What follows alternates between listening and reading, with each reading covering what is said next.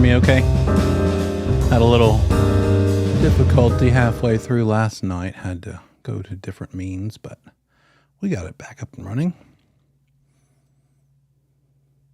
Good to see you. So nice to have you join us. We did a couple of chapters last night, as you well know. We got through insurance, landlord-tenant, property management, and part of fair housing. So the fair housing is where we're going to pick it back up and then march on forth. We should finish everything tonight, pretty much, except for the License Law Commission rule. That's coming next. And we've done most of that.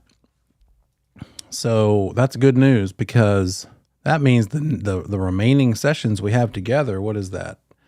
1, 2, 3. 3 more sessions can be all about License Law Commission rule and review. And that's, I think, the gold part of this whole experience is to get that review down pat. So I need your help. You need your help, because the best practice for you guys is to utilize that review and be very proactive in bringing me questions from the practice exams that you have. And that's going to do yourselves the biggest favor.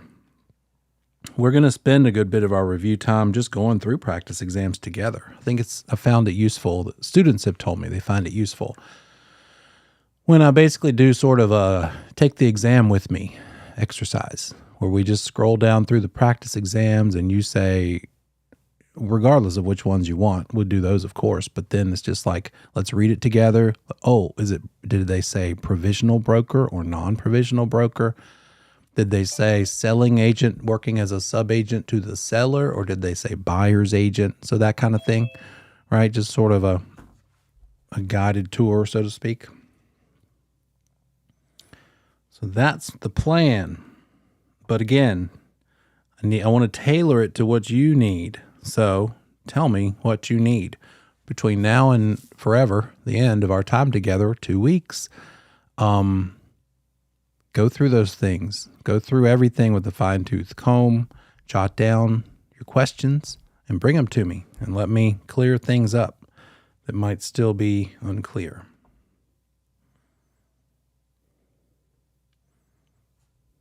I'm going to get it set up so I can see your faces while I'm looking into the camera, because I think that's the biggest thing that's missing from these Zoom calls is that feeling of sort of connection, you know.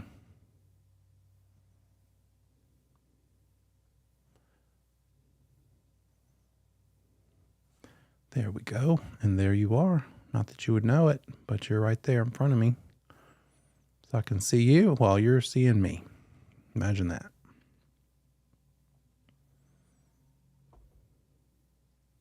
Okay, and also let me know if anything I'm ever sharing with you is blurry. I think what's happening at this moment hopefully looks good, looks pretty clear. But if it doesn't, I can share it differently through Zoom. But I found recently that sharing through Zoom kind of makes it actually a little more fuzzy, because Zoom has some caps on resolution. And as usual, keep me posted if the sound is going weird. So let's do a little recap of fair housing. Here we go.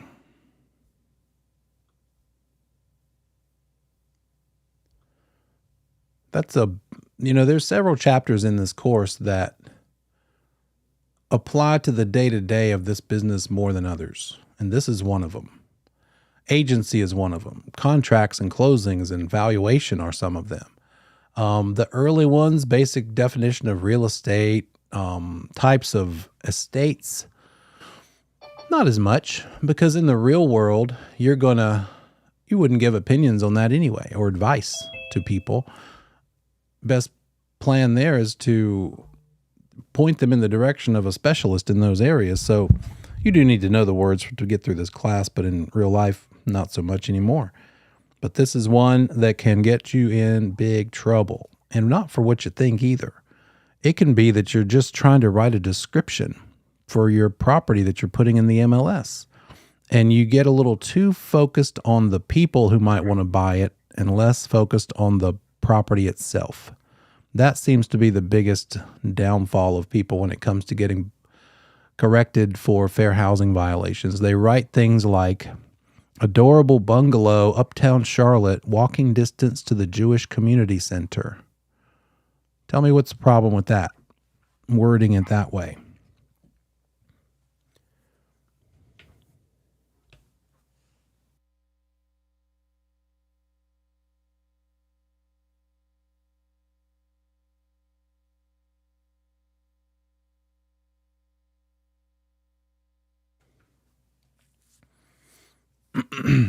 Good one. That's it. Yeah. What if we just said adorable uptown bungalow, easy commute to community center, or gym? Gym could be not gym itself, but the YMCA could be a problem. It stands for Young Men's Christian Association. So you just have to be careful about the people descriptions. Don't talk about who might want to use your listing. Talk about the good things about the listing and let whoever the people are decide. Whoever is an interested potential buyer, regardless of their demographics. So when it comes to this particular chapter, we need to know what those classes are. And we learned that a good acronym is fresh corn. Fresh corn. And actually, as of this year, I still need to change this slide. The acronym still works, but we need to change it around and swap the word handicap for disability, because the Realtor Association said, let's get a little more updated in our terminology. And disability is a more acceptable word than handicap, but now we can call it Fred's corn. Fred's corn, either way it works. But familial status and race and religion and sex and disability and color and national origin, those are the categories of people that you have to be very careful not to discriminate against, or even to sound like you're discriminating against. Because as we'll see in a minute when we get through the part we didn't cover last night, when it comes to fair housing complaints and discipline, it's more of a guilty until proven innocent situation. You've got to prove that you didn't do it, more so than given the benefit of the doubt. That's just the way it is. So got to be on top of this. And also with this category, with this topic, you, the broker, could be guilty or disciplined for something your client did to violate fair housing laws, and vice versa. Your client could get in trouble for something you did wrong. So what does that mean in real practice? It means sit them down, whoever it is, buyer or seller or landlord or tenant or property owner, whatever. Let them know how this works early and watch their faces and see if some cloud crosses their eyes like, oh, I don't even believe in any of this stuff. I don't agree with this. Learn that early so you can pull the ejector cord and get out of there and not work with somebody that acts that way and feels that way and makes decisions based on violating people's fair housing rights. If it's somebody that doesn't want to sell a house to somebody in one of these categories, best to just get away from them now, right? Don't let them drag you down. It's probably not somebody you want to hang out with anyway. So let them know where you stand on the matter, and they'll probably out themselves and get out of your way. Because you don't want to be 50 hours into a transaction and then find out what they're made of and then have to decide to distance yourself from them when now you're not going to get paid. So just be very diligent about this topic. The next thing you need to know about how to handle this topic on this exam is when these different categories became part of the Federal Fair Housing Act of 1968. But before this act came about in 1968, 100 years before, right after the Civil War, the first fair housing category, it wasn't even housing then, it was just everything, housing plus everything. Of course, as a result of the Civil War, Federal Civil Rights Act of 1866 said no discrimination on the basis of race in any transaction, real or personal property. No exemptions. No exemptions? Of course no exemptions. Well, we're going to see, and we saw at the tail end of last night, we'll review it again tonight, there are actually some exemptions from the Federal Fair Housing Act. So we'll review those again. So you're going to need to know these different acts and what came about during them. The Civil Rights one of 1866 was race. That's probably easy to remember if you have even a modest understanding of history. The Civil War, of course. Civil rights, Civil War, that's race. And then fast forward 102 years to the Federal Fair Housing Act of 1968. And these were the very first 4 categories that were under this act. If we had taken this class, if it were a class, if we had taken this Zoom class in 1968, maybe it wouldn't have been on Zoom. These were the only 4 back then. It really messes up our fresh corn acronym, doesn't it? Let's see, what would it be? It would just be corn. Yeah, it messes that up. So it started with race, color, nationality, and religion. Those were the first 4 as of 1968. No discrimination on the basis of those. Another couple years into the 70s, and sex was added. And at that time, they were focused on no discrimination if you're female versus male versus female. So sex, gender. But now, of course, in this day and age, we have expanded that. And what applies under this category includes all gender-related things. No discrimination of anybody of any gender that they might identify as well as sexual orientation. Another 14 years and disability and familial status was added. What do I mean by familial status? In the chat.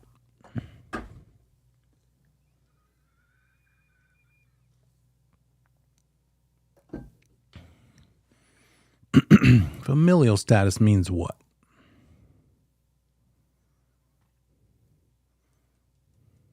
That's right.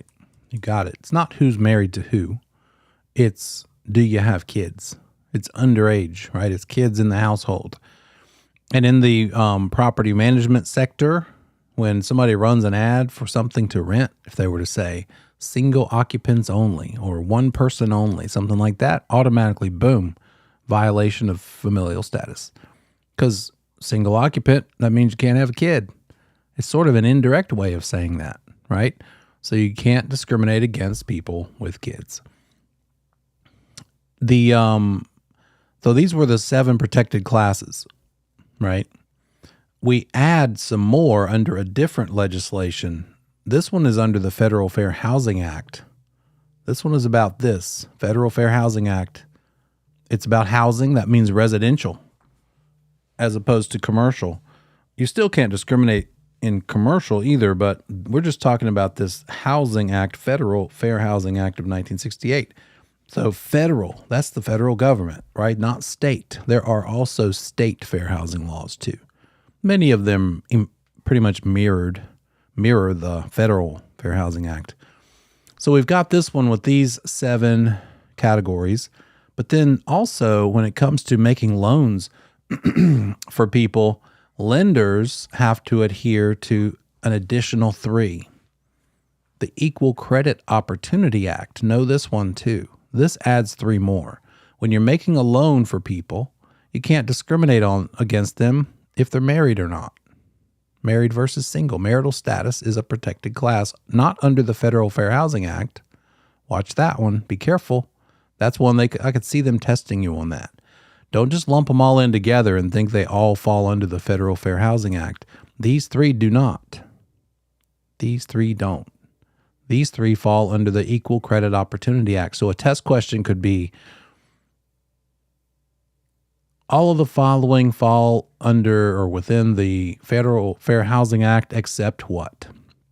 And it might say color, national origin, disability, and age. And you need to know, right, age is not the Federal Fair Housing Act. It falls under the Equal Credit Opportunity Act. That's kind of how they could word such a question. So, no discrimination on the basis of marital status, single versus married, or age. And remember, this is the Equal Credit Opportunity Act. This is what lenders have to follow. So, you telling me you can't tell a 100-year-old that they're not allowed to have a 30-year mortgage?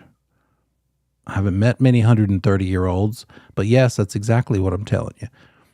And it kind of fits in with what we learned in the contracts section. Doesn't matter if they're not around when the mortgage is over. So their age really is irrelevant when it comes to the mortgage that they're applying for and getting approved for. It's going to still be beholden to their heirs and estate if they do die. So that might be a way to remember it as to why it's a part of this. And then the third protected class under the Equal Credit Opportunity Act is if the applicant receives public assistance money from public assistance. Can't deny a loan to someone because they received part of their income from public assistance. So have those two things straight, equal credit and fair housing. We talked about this symbol.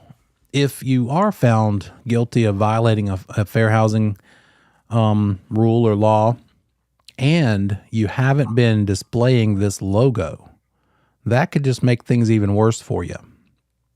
They could say, well, clearly this hasn't been a priority for you. Is this a recurring problem, a constant problem? If you're not posting this in your advertising, your business cards, your signs, when you have new signs made, if your company firm allows you to have your own signs made, they may not, but if they do, you better make sure this is somewhere at the bottom, because if it's not posted, you could be found guilty of discrimination.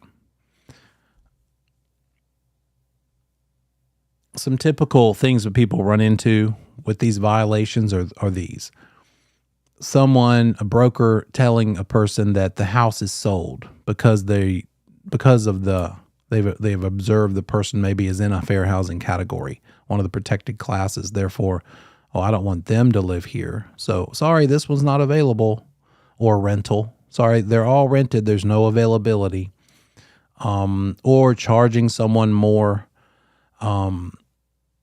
bigger down payments, bigger interest rates because they're in a protected class. Or just blatantly saying you can't live here. And again, this Federal Fair Housing Act applies to residences. That means 1 to 4 units, duplex, 2 units, triplex, 3, or quad, or fourplex, 4 units that are for residency. That's what we're talking about with this topic. That's familial status, the presence of children in the household, disability or handicapping condition, something that affects one's major life activities, including rehabilitation. You could can you discriminate against somebody who is addicted to heroin? Can you discriminate against somebody addicted to heroin? Let me change this to private. There we go. So the test question might be, can discrimination against somebody addicted to heroin compared to discrimination against a heroin addict in rehab? If they're in rehab, no, that falls under disability if they're in rehab. But just being the addict is not protected. That does not fall under disability. But the rehab does. Be careful about that. If you're a property manager screening tenants, can you turn someone down because they're addicted? Yes, because maybe they're not trying to get better. Can you turn someone down who has been an addict and they're in rehab? No. That is a part of disability as a protected class. See the nuances here? This can really get people twisted around if they don't know what they're doing. Oh, and keep in mind too, these disabilities are not just physical. They're not necessarily obvious. It could be a mental issue. It could be a PTSD. It could be any number of autism on the spectrum, anything like that. So you got to be careful when you're a broker, property manager, whatever. Don't make assumptions. And you can't ask people, hey, what's wrong with you? Obviously, that would be terribly insensitive. And it's also illegal. So being sensitive to disabilities. The Americans with Disabilities Act, ADA, requires that when you're dealing with a rental, for instance, what are the obligations of a landlord when it's a rental property? Can you force the landlord to widen the doorways for your wheelchair? Well, if the landlord is making this house available for rent and a wheelchair-bound applicant applies, the landlord has to be really careful. They better not turn them down because they don't want to widen the doorways. As long as the applicant, the tenant, is willing to pay for the modification, the landlord has to be willing to do it. What if this is a historic property and the doorways are already narrower than the typical door, not to mention a doorway that could accommodate a wheelchair? Well, maybe they shouldn't make their historic property available for rent if they don't want to comply with ADA, right? That's sort of what it comes down to. They have to be willing to allow reasonable modifications, but the tenant would be expected to pay for it, and they could negotiate that the tenant paid to restore it back to its original. So it might be doorways widening, ramps installed. It might be kitchen counters lowered. If you're wheelchair bound, you need lower counters. So that would be a pretty significant outlay of money. But again, landlord would need to do it. They can't deny them just on that. But it would be at the tenant's expense, and therefore also could negotiate that the tenant has to pay to have them raised back up to normal height again. And then, of course, through ADA, the landlord can't add to the security deposit. Here are those exemptions we talked about. And this gets people's attention. But these are exemptions to the fair housing laws. In other words, you can discriminate against protected classes when it comes to these particular points, circumstances. One of them is, as far as a federal law, that's what's on the right. On the left. On the left is federal. On the right are North Carolina specific exemptions.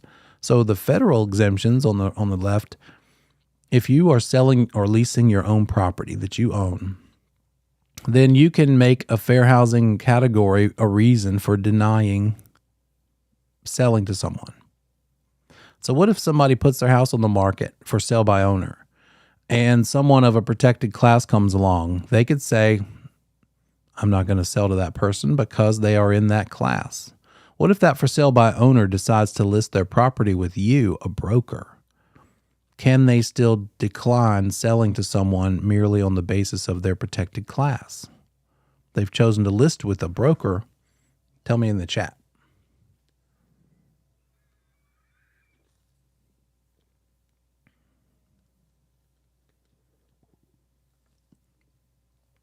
It's a big difference. When they choose to get a broker involved, now they have to comply. This is purely about selling for themselves, selling on their own. So for sale by owner, for lease by owner, is an exemption.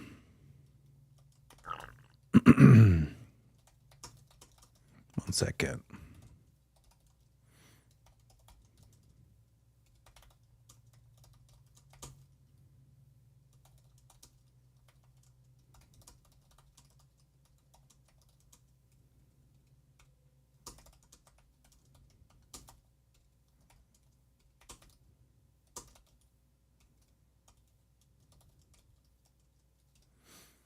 Okay. Another exemption on the federal side is if it's owner-occupied residence, like a duplex, triplex, fourplex. So if it's an actual owner of that property that lives in one of those units, then yes, they can choose to say, no, I'm declining a person in a protected class from renting the other units, if it's an owner who lives in one of them. On the state of North Carolina side, notice it can be an owner residing there or a relative of the owner. So just know that difference. They could ask you the question, and you're going to need to know which one is it that's a North Carolina exemption versus a federal. The one where it's the owner and or a relative is the North Carolina exemption. They can discriminate against fair housing categories if it's even their cousin or their daughter, their son living in that duplex, and they're choosing who can rent the other side out. So owner and or relative would be a North Carolina one. Owner only residing in one of those units would be a federal one. And then back up to the original point, we talked about a for sale or lease by owner being able to exempt and say no body of this class or this category in. In North Carolina, that is not an exemption. So good for us. Good job, North Carolina. Way to be modern and decent. So know the difference. North Carolina does not allow an exemption when selling or leasing your own property. Does not allow it. But the federal does. So obviously nothing in North Carolina will allow it because we can't be in, we're just all in North Carolina, and that's what this exam is about. That makes me wonder, and I've never bothered to go check. I assume there might be a state or two out there among the 50 that is the same as the federal, that also allows an exemption. So we could probably all make our guesses as to which states those might be, but North Carolina is not one of them. Another one under North Carolina is student housing. In other words, in North Carolina, you can choose to make a dormitory all girls or all boys. That is still allowed. That's an allowable exemption under North Carolina fair housing laws. And then the last two under federal, a private club can say only people who believe like us or do like us can be a part of this private club. They allow exemptions from the fair housing laws for that. And then the religious one can say only people of our religion can belong here. In other words, we are a Catholic association, so no Baptist allowed, no Jewish allowed.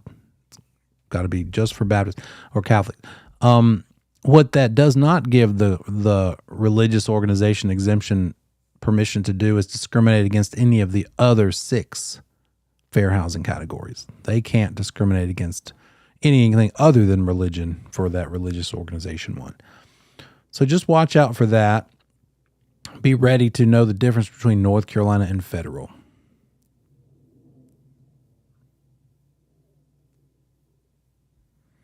You might have also seen communities like this. Who's seen one of these where it says this is for 55 years old or older? Another exemption. Yes, that's a protected class under the Equal Credit Opportunity Act age, but it's allowed. Familial status. Sorry, under fair housing laws, it would be a familial status issue because it means 55 and older means that age or older, no kids allowed. And the reason it's exempt, for one thing, you notice that most of them are brand newly built. Right? They were 55 and older from the moment they were newly built. You're not going to see an existing community convert over to 55 and older.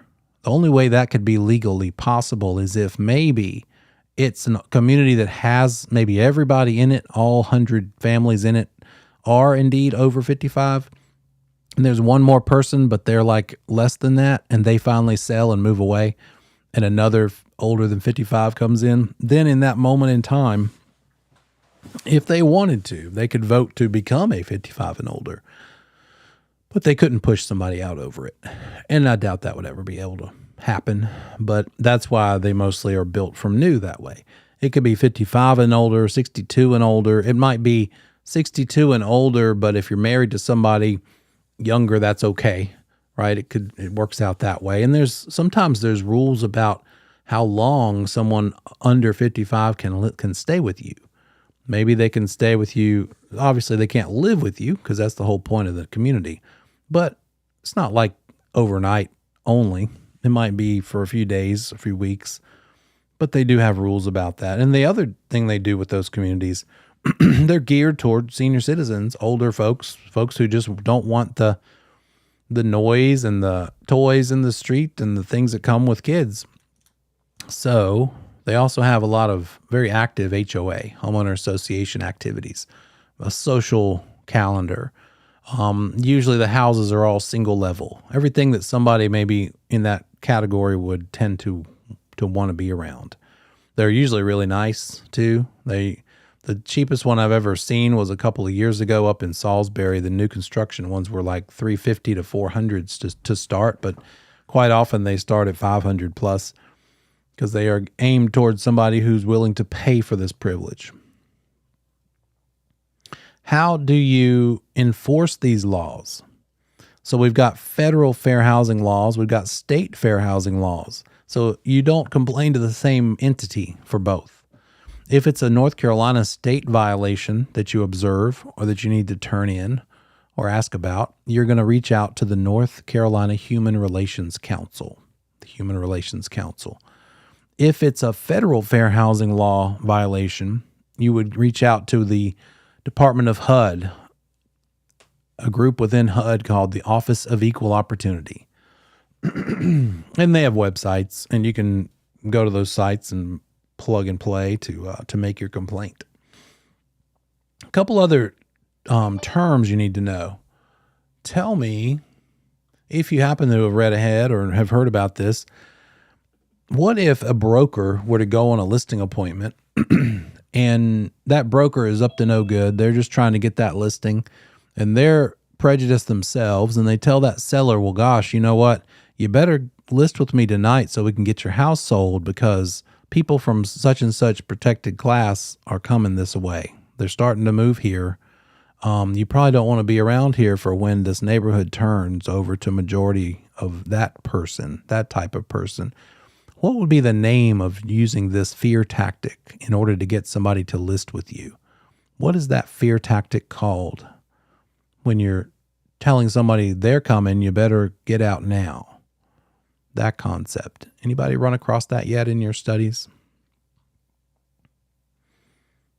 The way they've got it separated, there's a word for it when you're trying to scare a seller.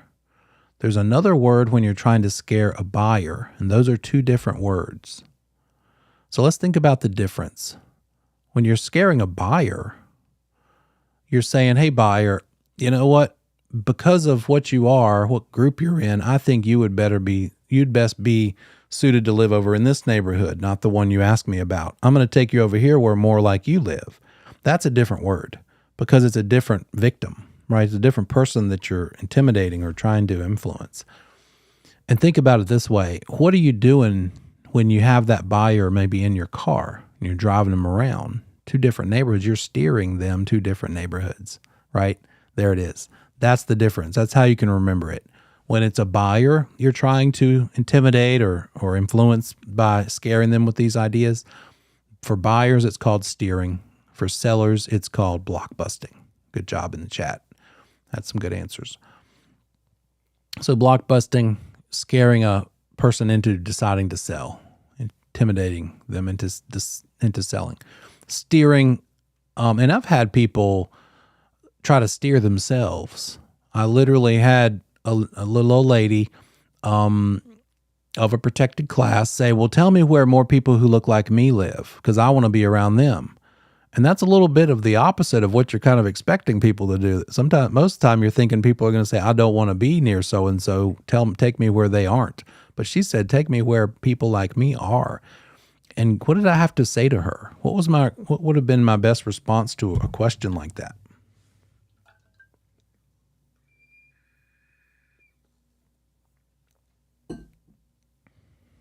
What would you say to her? Take me in the neighborhoods that have people who look like me. That's where I want to buy. How would we handle that kind of a request?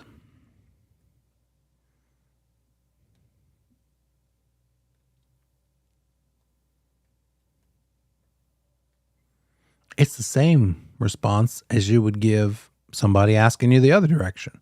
Whether they're asking you and saying, I don't want to be around so-and-so. Yeah, there we go. Sorry.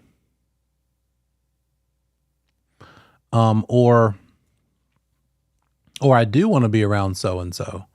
Same response. You've got to say, look, the best answer to something like that is to say, that would be a violation of federal fair housing laws. I'm not allowed to answer that question. Some people ask you that all the time. They ask, what's a good neighborhood for kids? That one sounds pretty innocent. If you weren't going through this class with me right now, you might be inclined to think, yeah, why wouldn't I answer that question? Full service. Let's give them all the help they ask for. Whatever questions they ask, let's answer them. And that one sounds pretty safe, but it's not, right? You got to be careful. Best answer.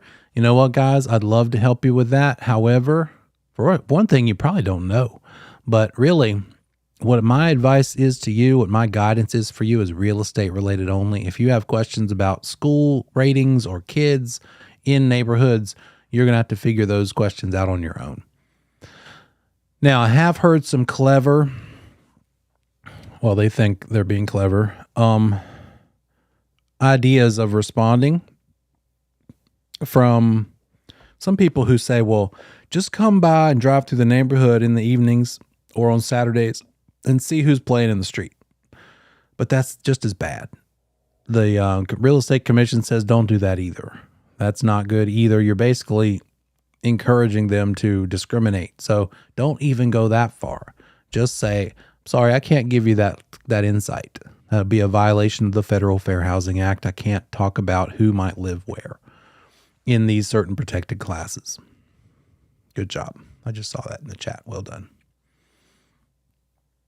Oh, this last one called redlining. That's what a lender can do wrong. That's when a lender, that comes from the idea of putting a map up on the wall and then drawing an outline in red of the part of town where people in certain classes live, and therefore let's not make loans to houses in that area and helping those people. That's called redlining, making loans based on certain areas that are predominantly of a protected class. The places in which to watch out for, in particular, would be advertising. We talked about it. Don't describe the people that might live there. Describe the property itself. Keep it to that. And images too. What I find when I'm making a marketing piece, something to run as a Instagram or Facebook ad, and when I'm just a consumer watching other people's ads that they run, it's really effective to show pictures of actual people enjoying something, right? You can't help but stop the scroll and tune in and watch something like that. However, got to be careful. And if you do that, that's okay, but be diverse with it. Don't always show one particular type of person. And it can be challenging because I use a program called Canva. Canva is sort of like an easy Photoshop program. And there's lots of free imagery websites to get stuff from. Can't think of any at the moment. And then some paid ones. But sometimes their inventory of stock photos of people enjoying things is pretty one-sided when it comes to the way people look. So just be intentional about who you are showing doing these things if that's a strategy you want to employ. So it's not just the language, it's also the images. If you deny services or membership based on protected classes, that's a problem. Not allowed either. And then appraisers lowering the value of a property they're appraising because of who lives there, because of the groups who live there, is also prohibited. The language can get tricky. Here's just a short list, and you can do a Google search for fair housing advertising words or something like that, and they'll give you even a larger list of words not allowed. But it would be okay, of course, to say good neighborhood. Not acceptable to say no French or no any particular group. And acceptable would also be bachelor apartment, but not female only. Acceptable would be walk to shopping, but not acceptable would be able-bodied only. And then acceptable would be family room, but not acceptable would be adults only. So some of these you might be thinking, well, that's kind of borderline to me. I don't know why that's acceptable, but that's the list so far. It is constantly evolving. In fact, up until just this past year, when we listed a house for sale, that main bedroom that the owner lives in, what do we call that? What do you call the room that the person who bought the house probably sleeps in?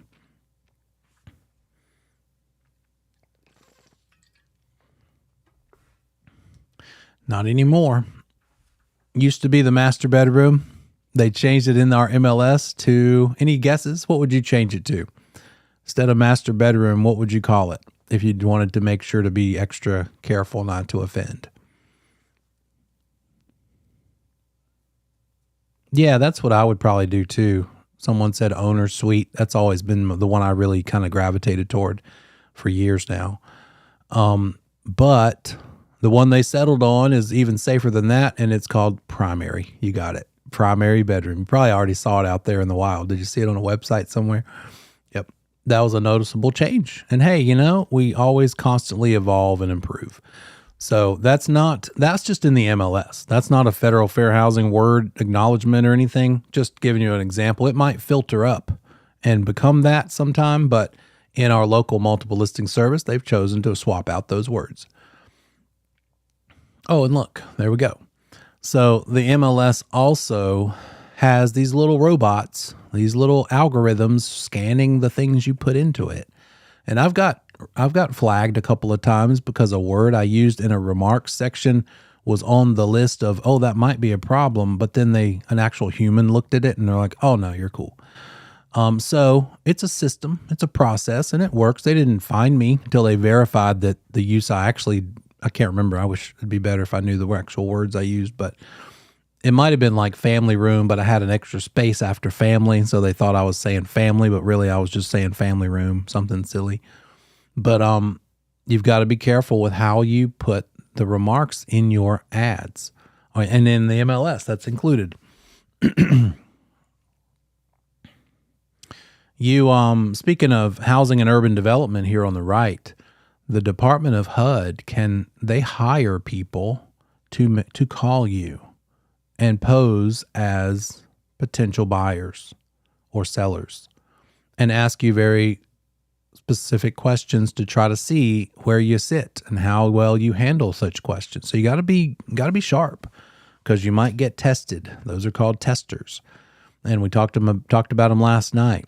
It's not like it is in the movies on TV where they say, "Oh, are you a cop? You have to tell me if you are." No.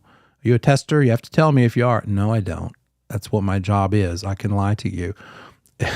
So it'd be asking these pointed questions. I have a feeling that if you're up on your fair housing laws and rules, you're probably not going to fall for that either. You're going to hear that little voice is going to speak up in your head, and you're going to be like, nope, nowhere close, not even going there, and you'll give the right answer.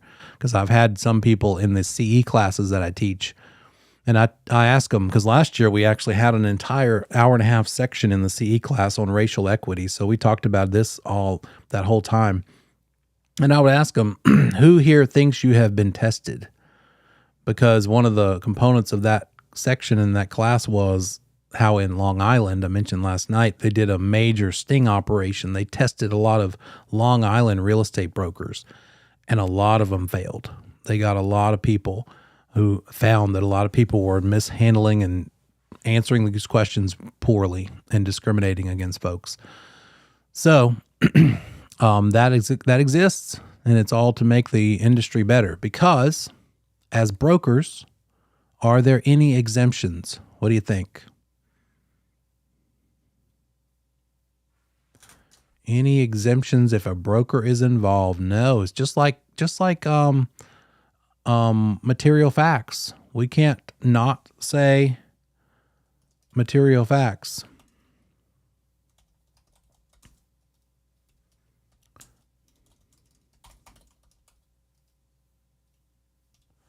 Okay, sorry about that. So here it is. Even in our personal transactions, as a broker, if you're selling your own house, sell by owner, you've got a broker license. You are held to a higher standard. Well, that's not fair. Well, that's you having a broker's license. You're held to a higher standard, right? The whole point is fair housing anyway. But you can't discriminate on the basis of anything as a broker, even if it's your own house, even if it's your own property. So I guess really, if that to reconcile that with those exemptions, the first one here under North Carolina wouldn't matter anyway, because it is not an exemption in North Carolina to discriminate on the basis of fair housing when selling or leasing your own house. So that's irrelevant. But it would possibly apply to the second one. If you're not a broker and you're an owner living in a multi-family or a relative of the owner living in the multifamily, then yes, you could discriminate. But if you're a broker, you can't. There it is. There's an example of how that no broker exemption could apply.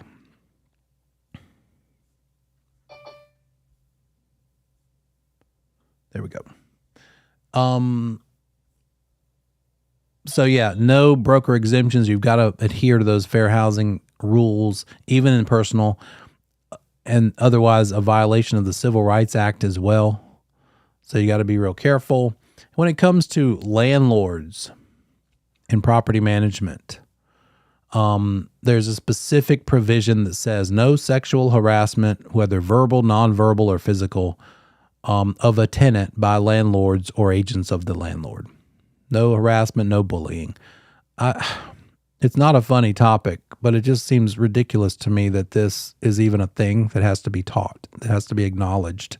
But of course there's none. It's also illegal, but it's specifically the case. It's a specific provision, no sexual harassment of tenants by landlords or their agents. When it comes to Americans with Disabilities Act, that applies to employees. When you have a certain number of employees, you've got to make your bathroom accessible, ramps if needed, entrance into the building, widths of doors, things like that. Commercial facilities have to be accessible by everyone.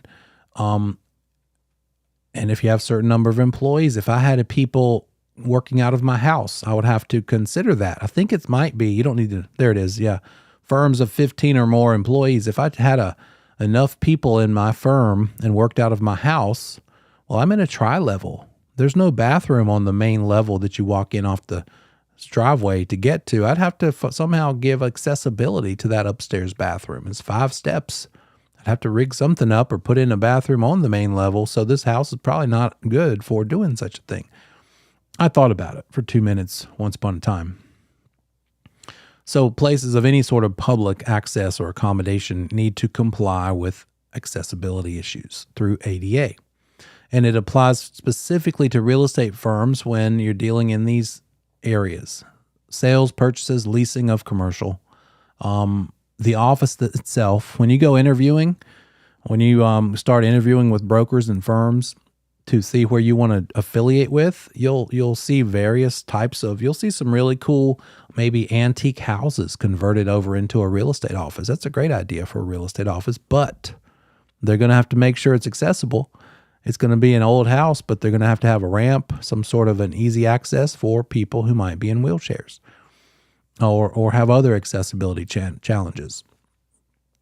And then again, if that firm has 15 or more employees, the ADA kicks in because of that too.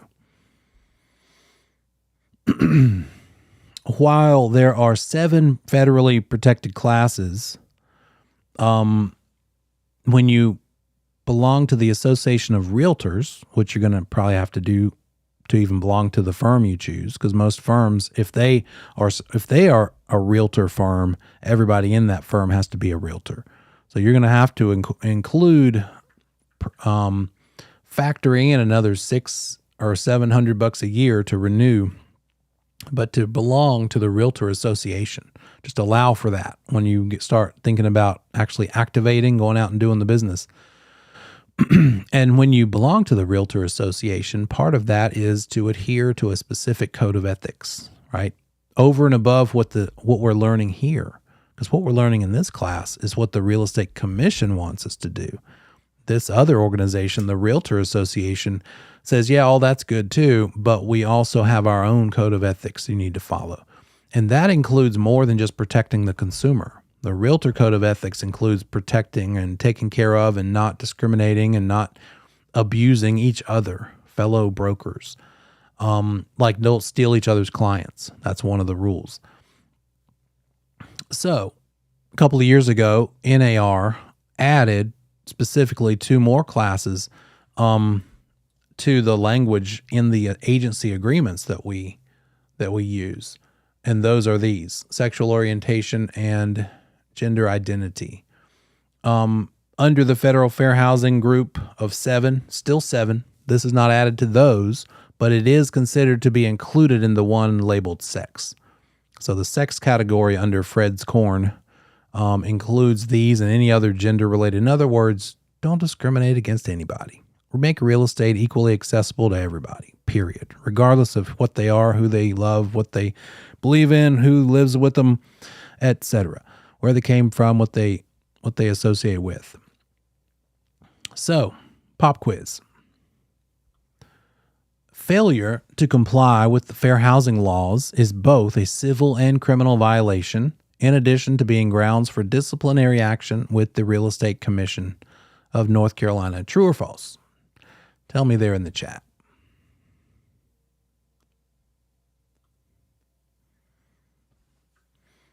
Don't comply with fair housing laws. That could be a problem civilly, criminally, and with the Real Estate Commission.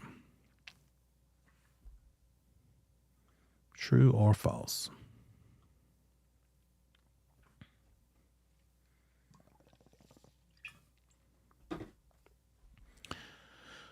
Not only is it true, but once again, the client could be guilty of your actions as their broker.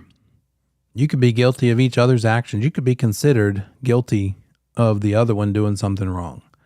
So, again, make sure you align yourself with people who understand this stuff and figure out early if they're a raging, bigoted, prejudiced person and cut the ties then so you don't waste your time. It'd be terrible to insult to injury, right? To spend 40 hours with somebody and then they just come out to you and that's their belief and that's therefore going to be the basis of a decision as to selling a house to someone or not.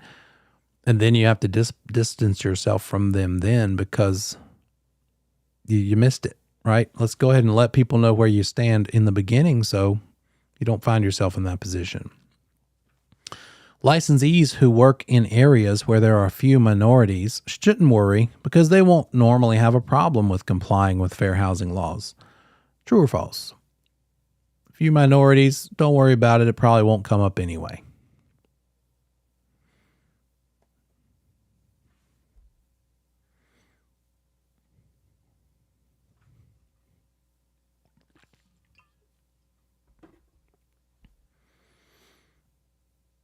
That could even be a bigger problem, right? Since they don't have enough repetitions in it to begin with. They have less occurrences to stay on top of it, to stay aware of these compliance issues. So certainly not true there. HUD testers have to answer truthfully if they are asked, "Are you a tester?" On the phone, they call you and start asking things like, "Do you allow? I'm of this religion. Can I live there? Or do you have anything available?" Even though they just called an hour earlier, or a colleague of theirs, another tester, called an hour earlier, and maybe came across as a different category, and then they're calling from an opposite one and seeing how well you treat them, right? Do you treat people differently? But that is true. I mean, false testers do not have to reveal themselves. It would kind of defeat the whole purpose. A licensee cannot be held liable for the discriminatory actions of the owner. The licensee must follow all the owner's orders. We have to be obedient to their every instruction. Is that true? Neither one of those things is true, right? We don't have to be obedient to everything they tell us to do, just the lawful things, and that would be an illegal thing that they're telling us to do. But we are also considered at one. We're one together, agent and principal, and then both are guilty of each other's actions. The BIC could be held liable for an agent's actions even if the broker was unaware of the discriminatory event. BIC doesn't even know you're doing this thing wrong. Would they be held responsible even though they were unaware? You got it. Good job. That BIC is the head of the firm, liable for all actions of all licensees, certainly even more so the provisionals, but even everybody when it comes to this topic, non-provisionals too. A good practice for BICs and a big part of the BIC update is always a reference back to the policy and procedures manual. They should have policies and procedures in place to help people stay on top of this, maybe even education, maybe even workshops. So written policies would help a broker in charge keep everybody on the right page. Housing providers can charge families with children larger security deposits because those kids are going to tear some stuff up increased possibility of damage, right? They just wear it down. They tear it up. They can't help it. This is what they do.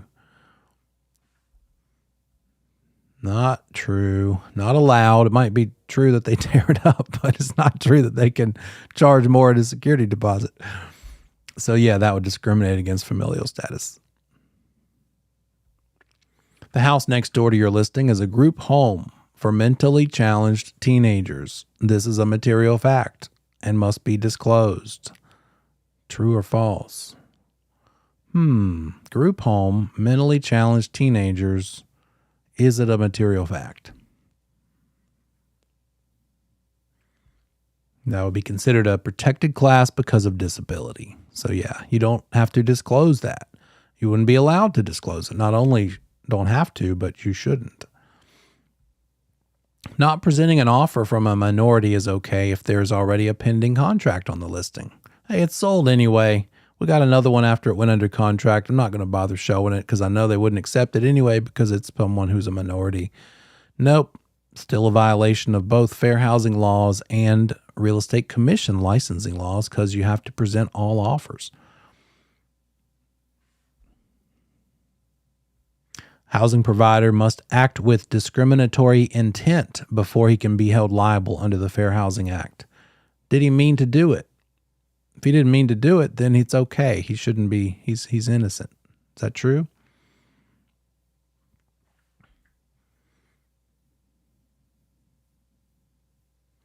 It's not intent. It's perception. That intent is irrelevant if the actions are perceived by a protected class to be discriminatory. Essentially, guilty until proven innocent. Make sure you keep it on a high level and you're super careful with this stuff.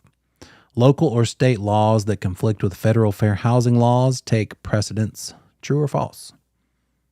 Local or state beat federal? Or does federal beat state or local? Who wins when it comes to the law being more strict? Which one do you have to follow, regardless of whose law it is? Federal, state, local, one is stricter than the other.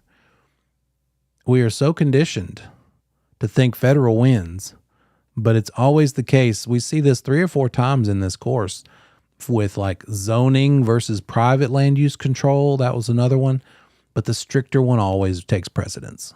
Whatever stricter, regardless, local, state, federal, you got to follow the strictest of the ones, strictest of whatever there are. For sale by owners are not governed by federal or North Carolina fair housing laws. They may discriminate as long as a broker is not involved. True or false?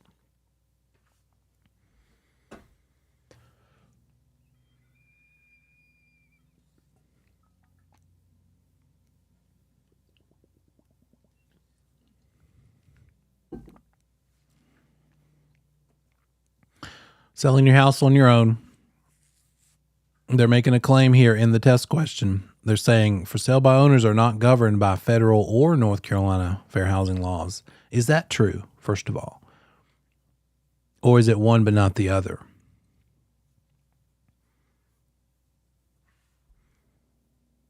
It is true that they can't discriminate as long as they sell with a broker, but just that first sentence alone is not true either, because North Carolina does not allow it. There is no exemption for sale or lease by owner under North Carolina. There is under federal. So that's how this test question could pop up. And that's how it could get kind of tricky, right? They threw like 3 things at you in one question. They said federal, North Carolina, and they kind of lumped it together in the way they worded it. You're like, fair housing laws, are they allowed, or yes or no? But no, there's 2 separate kinds sometimes. The exemptions are different for federal versus North Carolina. So be careful. But then you probably didn't have any problem with the broker part of this. If there is a broker involved, then absolutely not. No exemptions allowed. Licensees charged with violating fair housing laws may be found guilty if they cannot prove that they did not discriminate.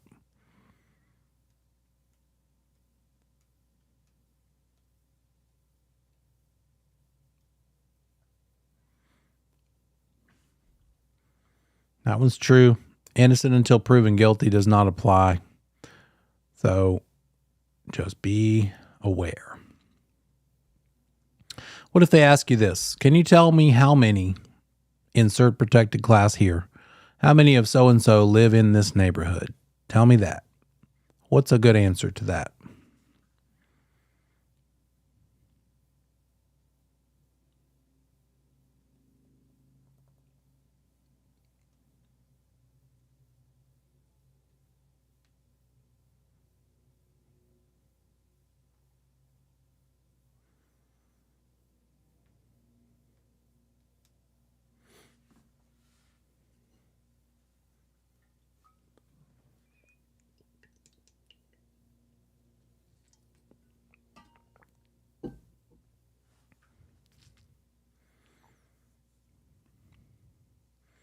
That's a good one. Good job.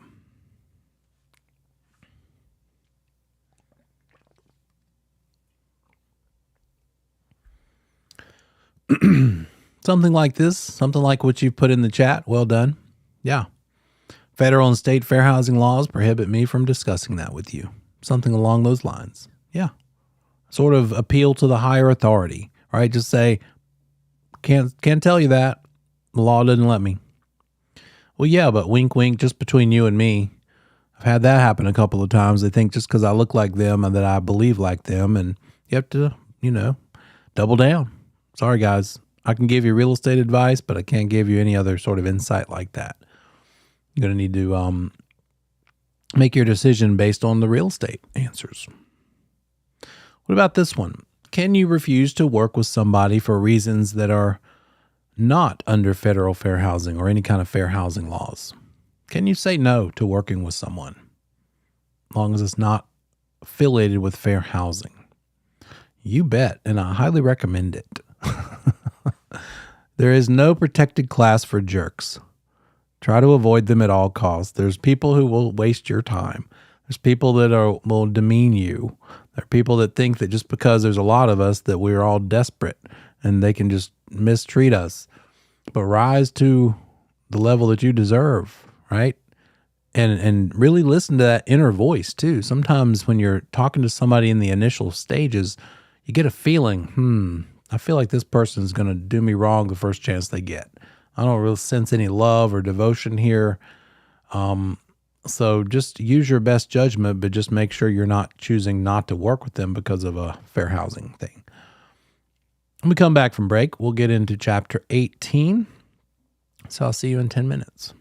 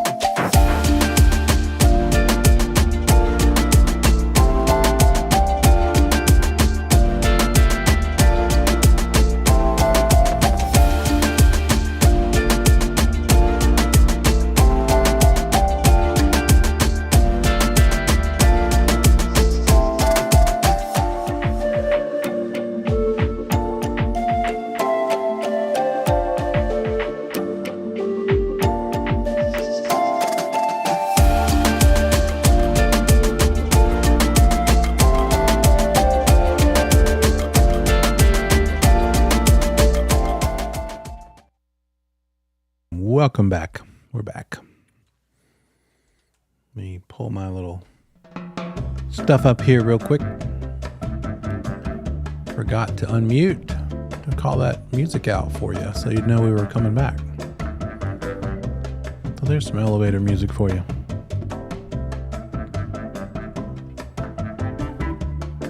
Okay. Well, guess what we're talking about next? Taxation. Everybody loves taxation. Yay. Okay. Welcome to April 15th. We're talking about how it affects home ownership. So, let's see. You're hearing me. You're seeing me. Okay, good. We're going to look at some tax deductible items. This is not a huge chapter. Let me take a quick look here. Yeah. And look at a calculation. There's a little bit of math, something called calculating capital gains. Anybody ever heard of capital gains taxes? We'll talk about that. And could be a gain or a loss. So as brokers, we don't answer a bunch of tax questions. What do we say when they ask us a tax question? We get so close with these folks, these clients, that they ask us all kinds of stuff. But what do we say?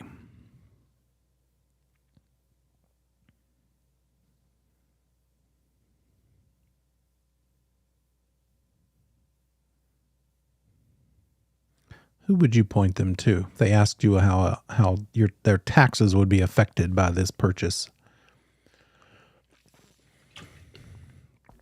You avoid that question.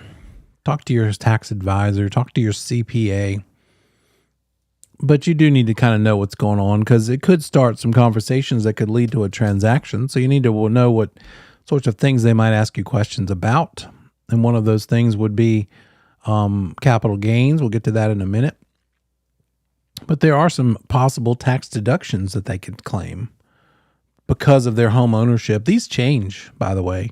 Be careful. Don't think that you can just always quote these things, because it could depend on some administration's choices. They could say, look, we're not going to allow this anymore. You never know. So there might be tax deductions available for mortgage interest on principal and secondary homes. That's still the case as far as I know. So you can deduct, and this is something you can talk about when someone is saying to you, I'm a renter. Why should I be a homeowner? I'm happy being a renter. What are some advantages financially of owning versus renting? And this is where that could make the difference for them. Help them understand, look, you might have some tax advantages for being an owner instead of a renter. By the way, if you're a renter, you're paying somebody's mortgage. It's just not yours. And they're getting the tax deductions, right? So that's just something you could kind of keep in your belt to share with them. The other ones that would be available as deductions in just the first year of ownership would be these loan-related fees. Origination, mortgage insurance premiums, mortgage prepayment penalties, if applicable, discount points you might have paid to get into the house. But we will say it again, talk to your CPA. Point them into that direction. Don't answer the question. Say, that's a great question. Let's see how that applies to your specific tax situation. Contact a CPA. The real estate property taxes that you pay every year, they are deductible in the year in which you pay them. And they are deductible for both your principal and secondary homes that you might have. So between that mortgage interest that's a deduction and the property tax, that's some pretty good savings. When you're selling the property, now we're getting into the capital gains concept.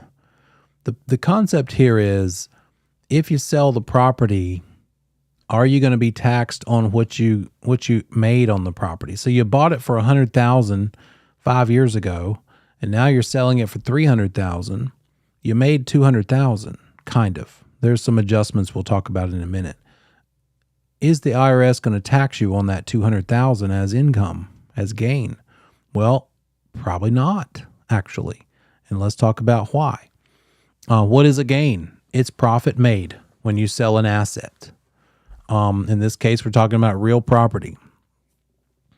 There are two different kinds of capital gains. There could be a long-term capital gain, meaning you owned it for more than 12 months. So if you owned it more than 12 months and there is determined to be a gain to you, you're going to have to pay a capital gains long-term rate. Currently, that max is 20%. If it's a short-term capital gain, meaning you only owned it for 12 months or less, maybe you're flipping the house, right? That 20% may be not applicable for you. You're going to be taxed at whatever your ordinary tax rate is. Your ordinary tax rate might indeed be below 20, but it could also be more than. If you're making, gosh, I forgot. I just saw the new tiers yesterday on a video. But if you're making, up into the 90s plus, then you're probably paying more than 20% in your ordinary income tax rate. So a short-term capital gain would require that you be taxed on whatever your ordinary income tax rate is. Long-term capital gains, the most it will be is 20. I believe a couple years ago they were talking about changing that 20 to something a little higher to help fund some ideas that the lawmakers had in mind. So, how do we calculate this gain? It's not as simple as my example a second ago. It doesn't mean that you bought it for 100 and you sold it for 300, so therefore it's 200 that you got, right, that you gained. You got to allow for how much you paid in closing costs. So it looks like this. How do we calculate the initial amount called an adjusted basis? The amount you bought it for, plus what you spent on closing costs, plus what you spent on improvements to the property in the meantime, that all added together is your starting point, your initial amount called the adjusted basis when you bought it. Now, fast forward to when you're choosing to sell it. What do you sell it for? And then subtract out the closing cost as a seller and subtract out the brokerage fee to those greedy real estate brokers. And that is the amount you realized, right? You're not going to have to pay tax on the brokerage fee and the closing costs. You can subtract that out from what you sold it for. So now you take the adjusted basis, and we'll do this with real numbers in a second. We take the adjusted basis and subtract it from the amount realized when you sold it. And what is left is a gain, or maybe a loss, but hopefully a gain. If you sold it for less than what you paid for it, that'd be a loss, obviously. And so are you taxed on that gain? We don't know yet. It depends on your situation. Talk about that in just a second. So we've got that adjusted basis. Oh, for an investment property, the adjusted basis includes a few more things. It's the closing costs plus capital improvements plus special assessments. Then you subtract out payment of any insurance claims and receipts for selling an easement. Those red items would be like an investment property thing, and that would be your adjusted basis. But now that we have this gain or loss, here's where it matters. Here's how it gets applied. Is it a gain that you have to pay tax on or not? It depends on if you're single or married.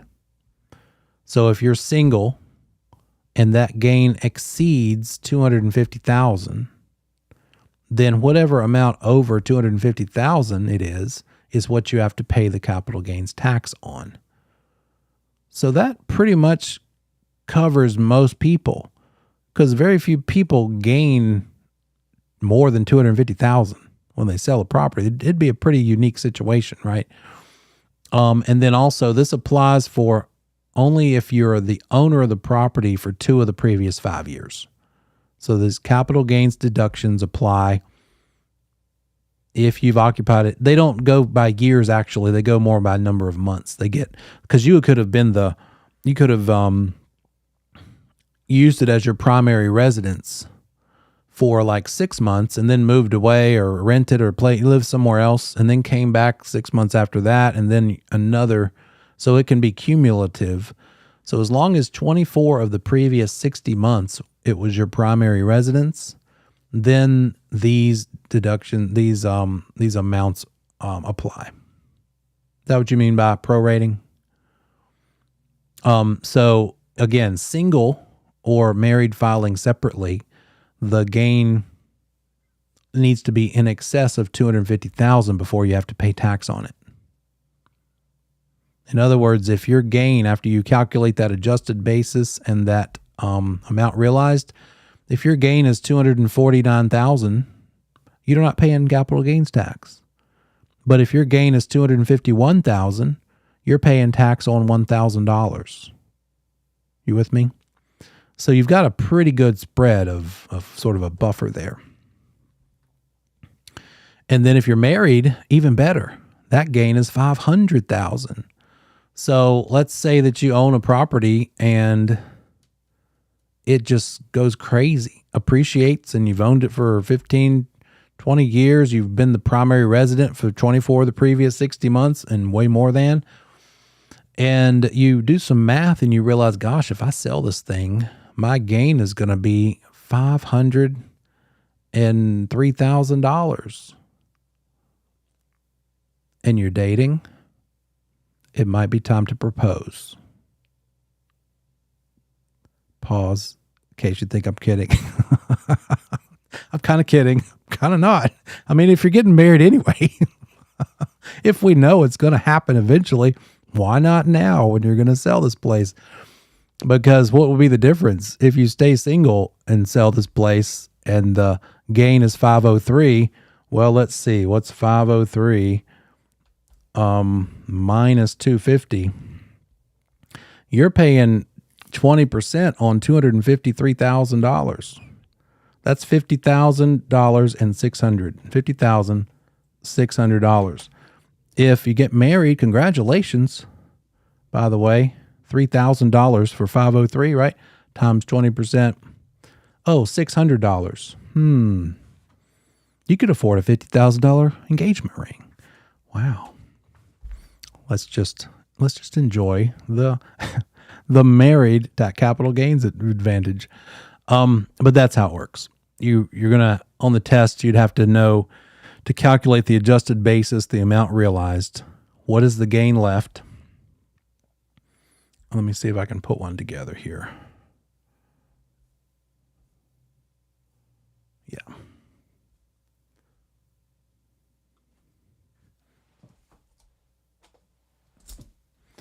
Alrighty.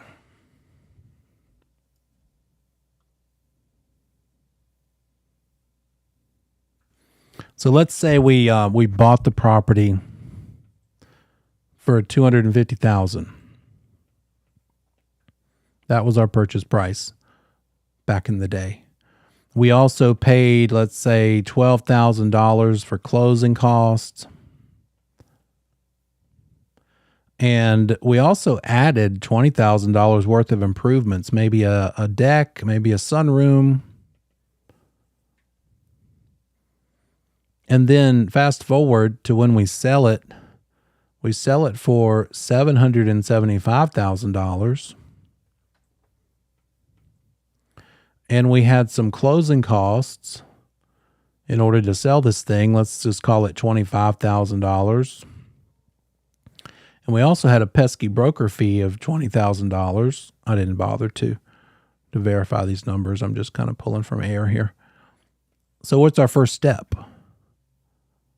Recognize that you need these things so that you can deduct or add them as needed. So we need to add that $250 to the closing cost, to the improvement cost. And so your adjusted basis being the thing you start with, is $282.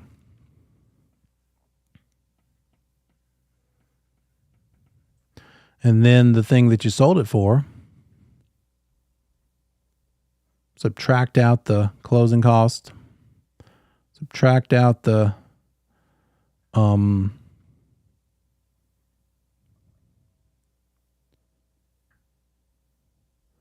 see what I had to do there? I messed up and I was trying to not have to redo. So that gives us 730.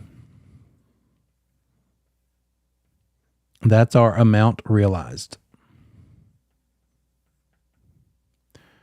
And so now if we just subtract these two,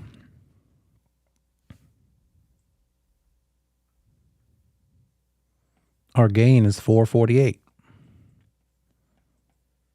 What's the next question?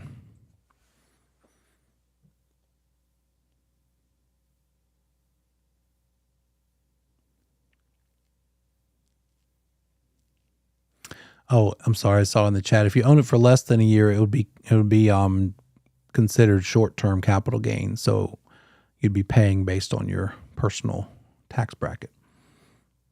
So our next question is, are you married? Right? If you're single, let's say the person is single,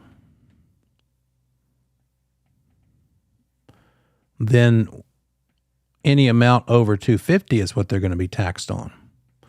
So in this case, they're going to be taxed on $198,000. The next question is, did you own it for less than a year or 12 months or less, or more than 12 months? If you owned it for less than a year or 12 months or less, I should say, it's going to depend on you, on your tax bracket. But if you owned it for more than 12 months, that would mean it's a long-term capital gain, and the max would be 20%.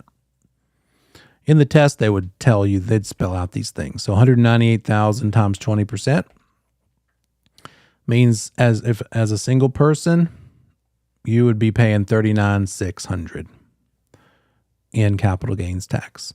As a married person, you're not paying any because you didn't hit the 500,000 mark, right? I pulled from air. So what if I had set up all of these numbers so that instead of 448, it was actually 548? Let's do it that way.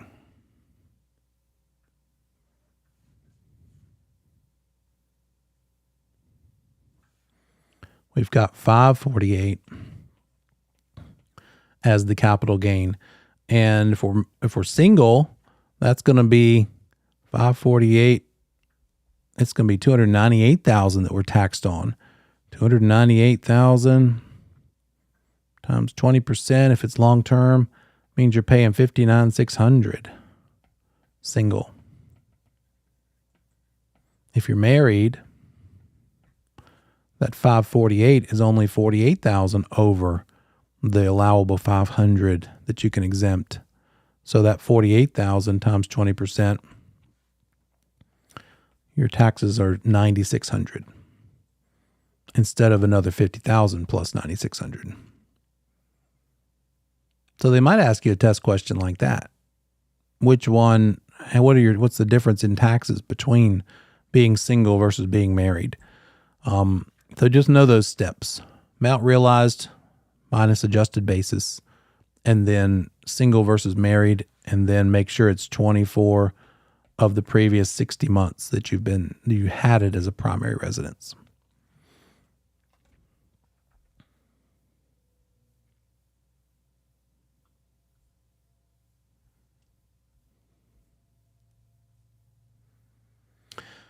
Some other tax issues apply to if you make installment sales, like a seller financing kind of thing, vacation homes, tax deferred exchanges, home office. Neil, can you go back for 2 seconds? Sure. Go back to what? That formula? Yes. Here, let me do it this way so I can give it without that thing across the screen. Oops, I did it wrong. There you go.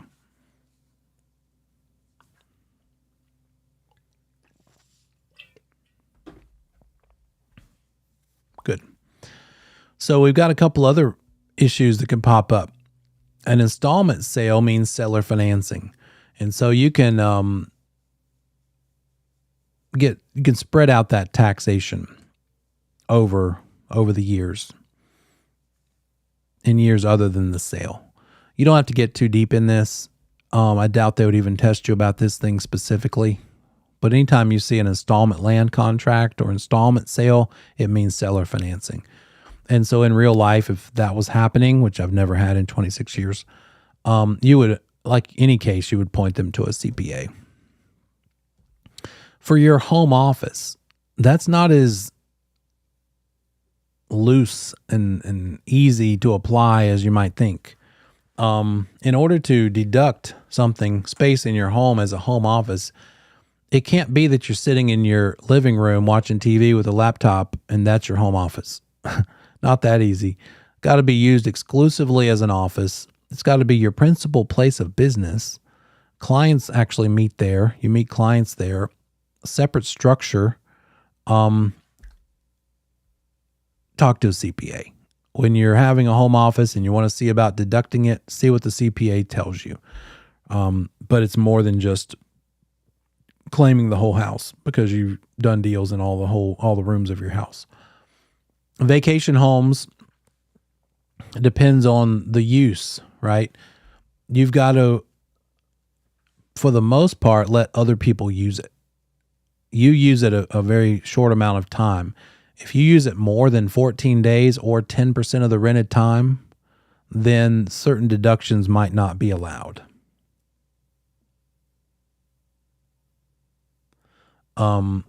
So just be careful about that. Again, talk to the CPA. You can't keep this as your own secondary home and get the same privileges. Got to be mostly used by others to be considered taxed as a vacation home. Anybody heard of a 1031 exchange? You might also hear it called a like-kind 1031 exchange. This is how you can defer taxes of an investment property. So once you have real estate as an investment, maybe it was the house you started out living in, but then you, instead of selling that when you bought the next place, you kept it and rented it out. And so now it's basically a rental property for you and you live somewhere else. However you got it. You might have bought it from brand new. As soon as you bought it, it was a rental property. But like-kind exchanges are a tax deferral mechanism available for your investment property. And when you see the term like-kind, it doesn't mean it has to be like a duplex in exchange for a duplex. It's broader than that. Just real estate for real estate. It couldn't be like motorcycles for real estate or guitar collection for real estate. Those are assets too. But no, like-kind means pretty much real estate. And the word exchange instead of sale, what the heck does that mean? They're essentially selling it, yes. But as long as you do it within a certain number of days, like 120 or 180 days, and you get it sold to someone, and then you place the money from the sale into an account with a like-kind exchange specialist that helps you, and then like an escrow account, and then identify the replacement property within, I think it might be 180 days. You won't be tested on that. But then you can consider it an exchange and use the money that you got when you sold that other one to buy the next one. That's kind of how they structure this thing. And therefore, they can consider it an exchange instead of a sale. It's not that you have to find that one in a million person that has a property you want and you have a property they want. That's not the kind of exchange we're talking about. You're just taking the chunk that you made from the one and using it to buy the other within a certain required time frame. So I follow a commercial and investment broker on YouTube. He's a pretty funny guy, kind of loud, obnoxious dude, and he's just wheeling and dealing with these $1 million deals. You'd never know it. You saw him at the gas station, you'd just think he's just a regular guy. But boy, he knows his stuff. And he was talking about, I got $20 million. I got to figure out a place to go put it so I can keep my tax-deferred exchange intact. So he had like another 160 days to hopefully find a place to reinvest this money from the thing he had just sold. That's another level. But that's kind of how this actually works out. So it's for business or investment property.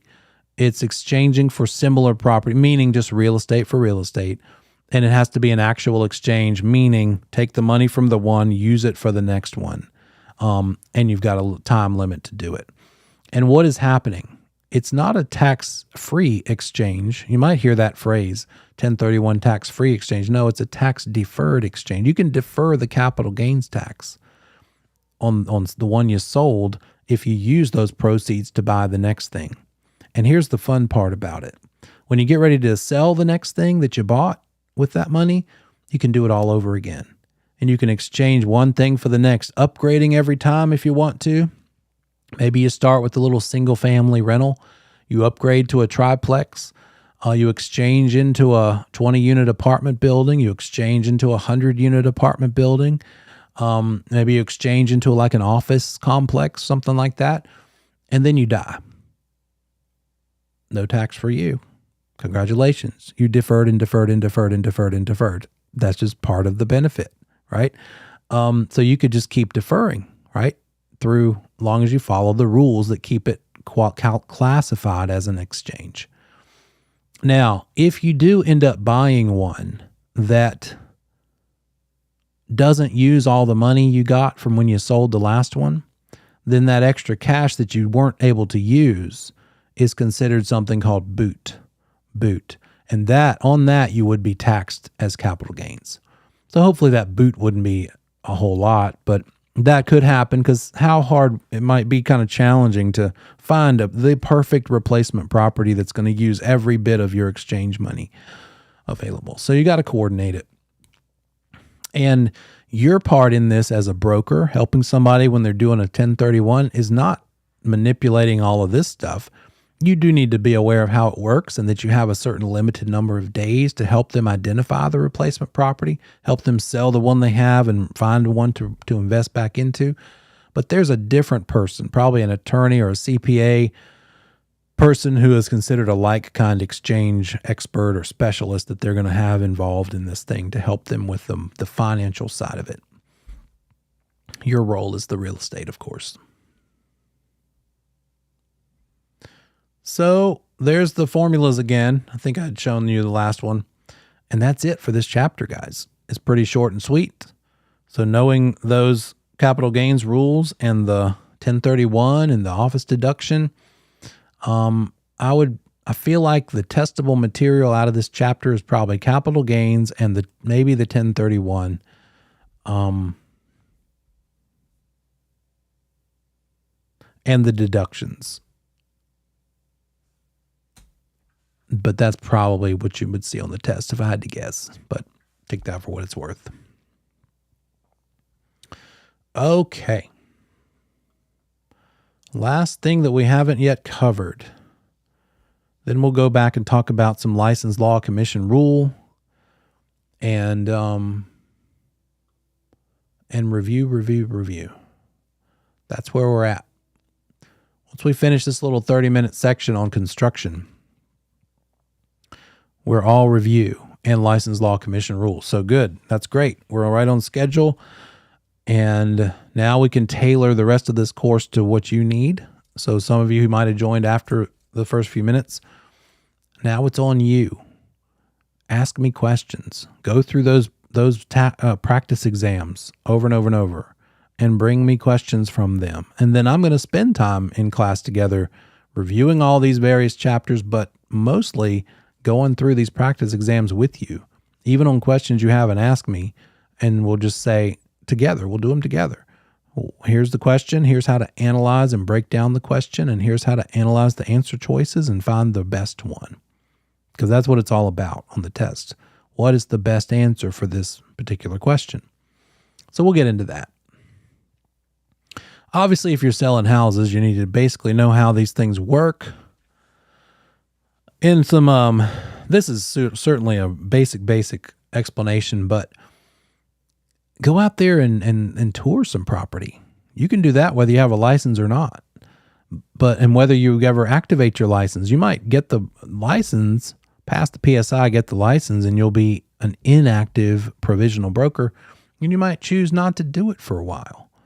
You might not want to activate right away. You might want to take all the post-license classes before you activate, whatever you want to do. But you can still go by the new construction communities. Check in the model home. I'm not telling you to go into the unfinished houses by yourself.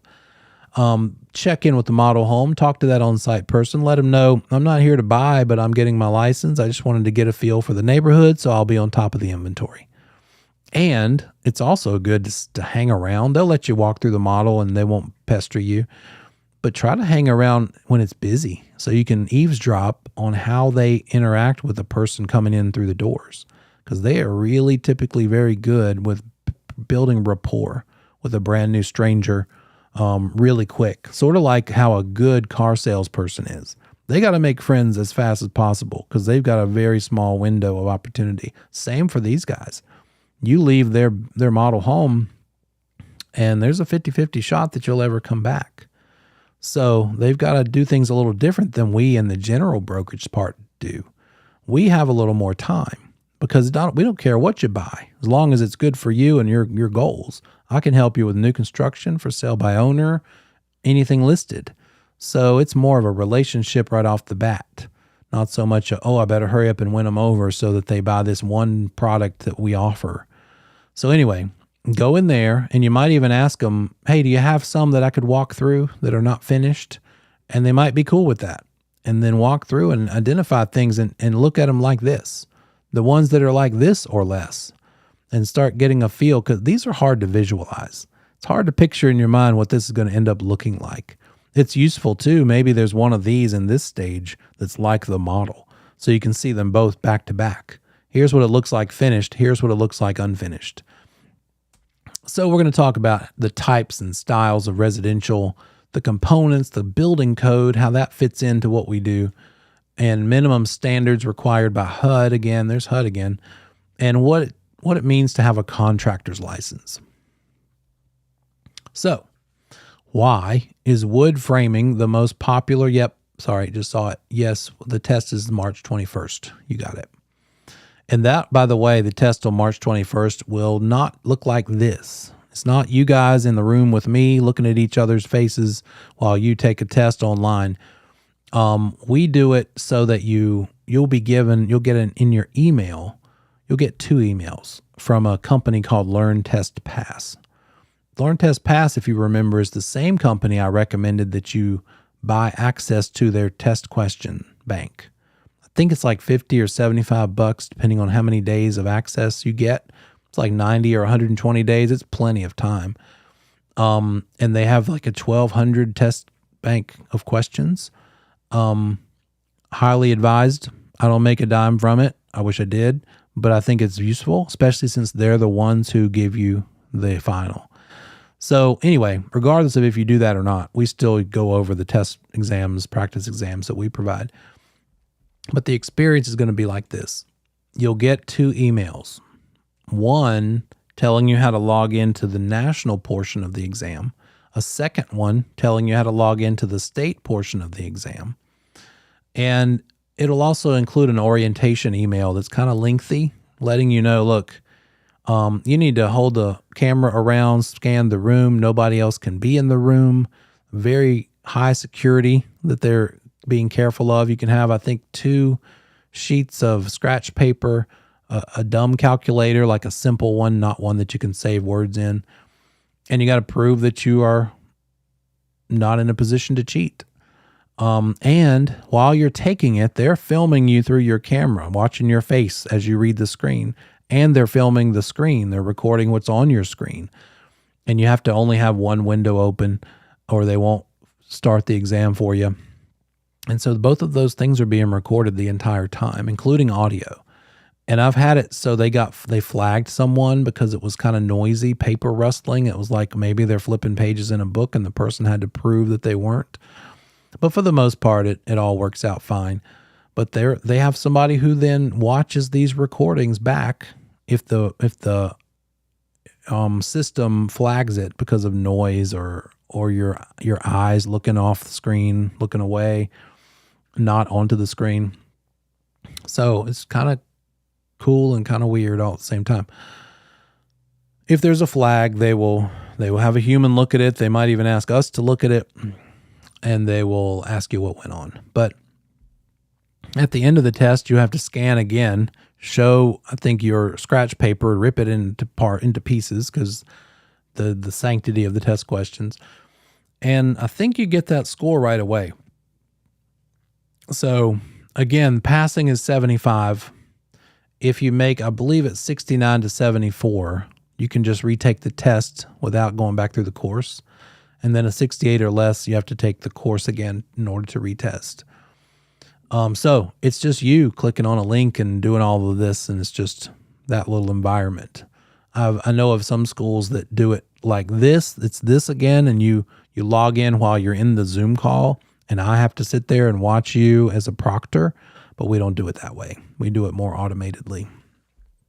So you'll get more information on that closer to time. All right. Why is wood framing the most popular kind of framing? Well, it's easy to work with. It's flexible.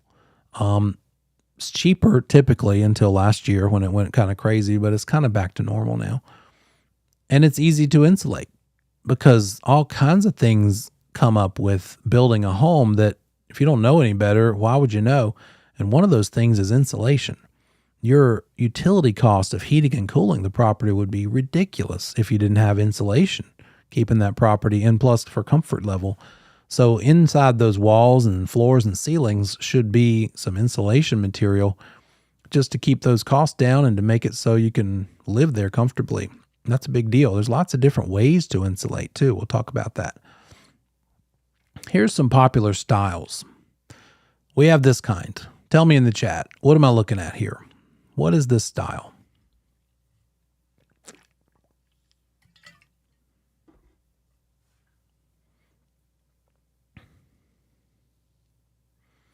There we go. There's somebody who knows the area. I don't know why we call it that, but yeah, a ranch or a single level or a one story, something like that. Ranch home. What about something like this?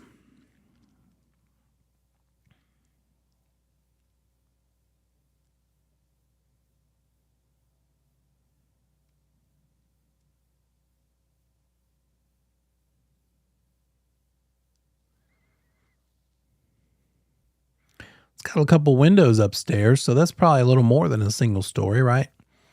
Maybe a story and a half. Maybe something specifically called a Cape Cod. With that, there's like maybe 1 or 2 bedrooms upstairs, and that's about it. Nothing too extensive, but more than just a single level. Then you've got something like this. I live in something more like this. You walk into a main level, and then you can either go up or down. The main level has a family room and a kitchen, and that's it. Go upstairs for the bedrooms, go downstairs for maybe one big other room, maybe also laundry, maybe a 4th bedroom or something. And this is called either a split level or a tri-level. There could also be something called a split foyer where you walk in the front door and you're immediately in like an 8x10 square, and you either go up or down immediately. There's no living space really besides the foyer on that one. These are all kind of out of date styles. You don't really see them being built brand new so much anymore. And they're a little harder to figure out the value of because they're not exactly a single story and they're not quite a 2-story. So you kind of have to, I just figure if I can't find any like these available to use as comparables, I'll comp out a 2-story and then deduct from it. Because I would assume the general public would rather buy a 2-story than a tri-level or a split level, but it really just depends on the market. You're just really trying to get some rough idea. What about something like this? Definitely a 2-story, but what about the style? What does that look like?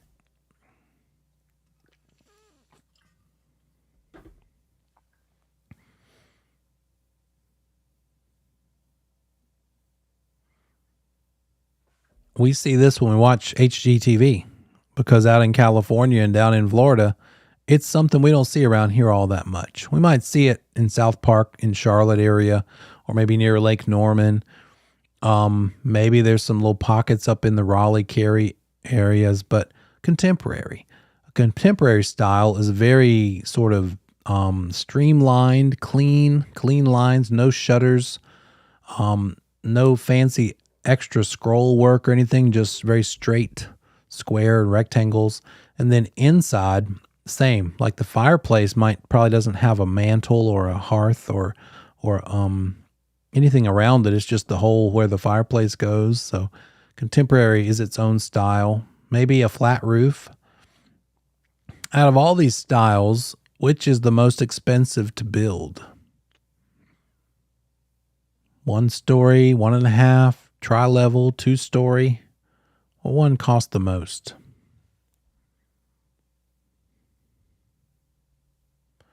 kind of talked about that once upon a time, but you got it. That one story's got some special needs. It's got the need for a larger roof because it's a bigger footprint.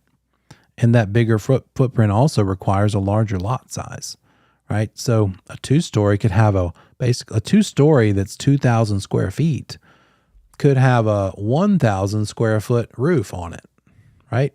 It could look like this.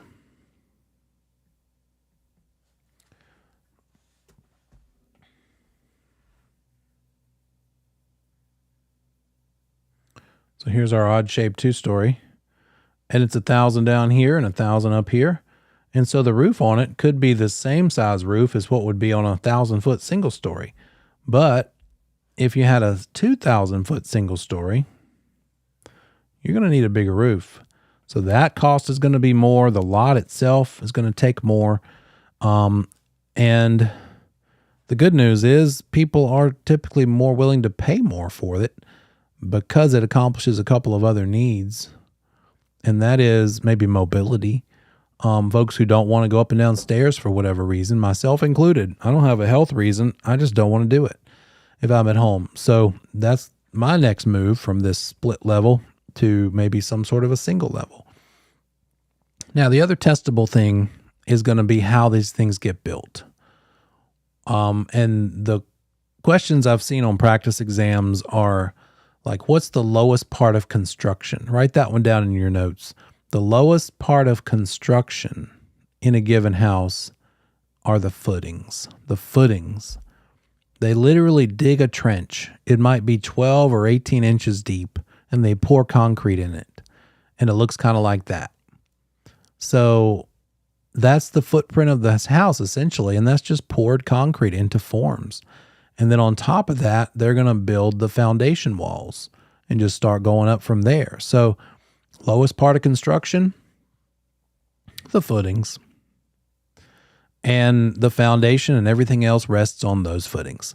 Now, some parts of the country require that you dig down deeper to pour those footings. They want them to be deeper because of how cold it might get.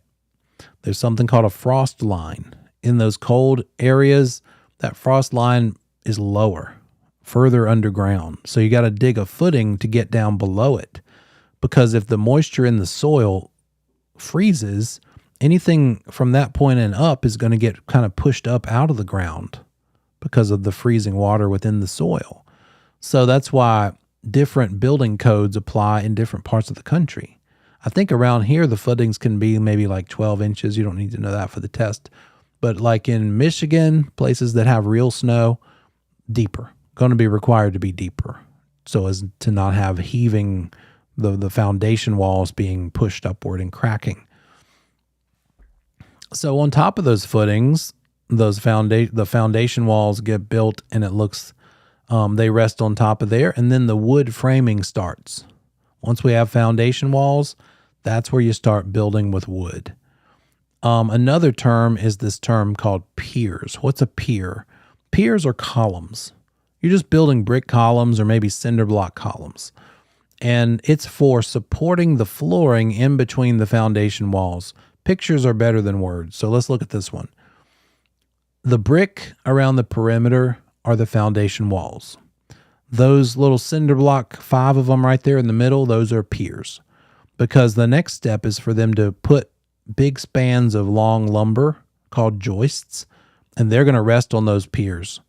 Actually, girders are going to rest on the piers, and then joists. Both of those things are wood. So it gives support in the middle so the floor doesn't sag in the middle, because that's just a little bit too much of a distance for wood to be able to handle. So in this one photo, we got 3 things going on: the footings, the foundation wall, and the piers.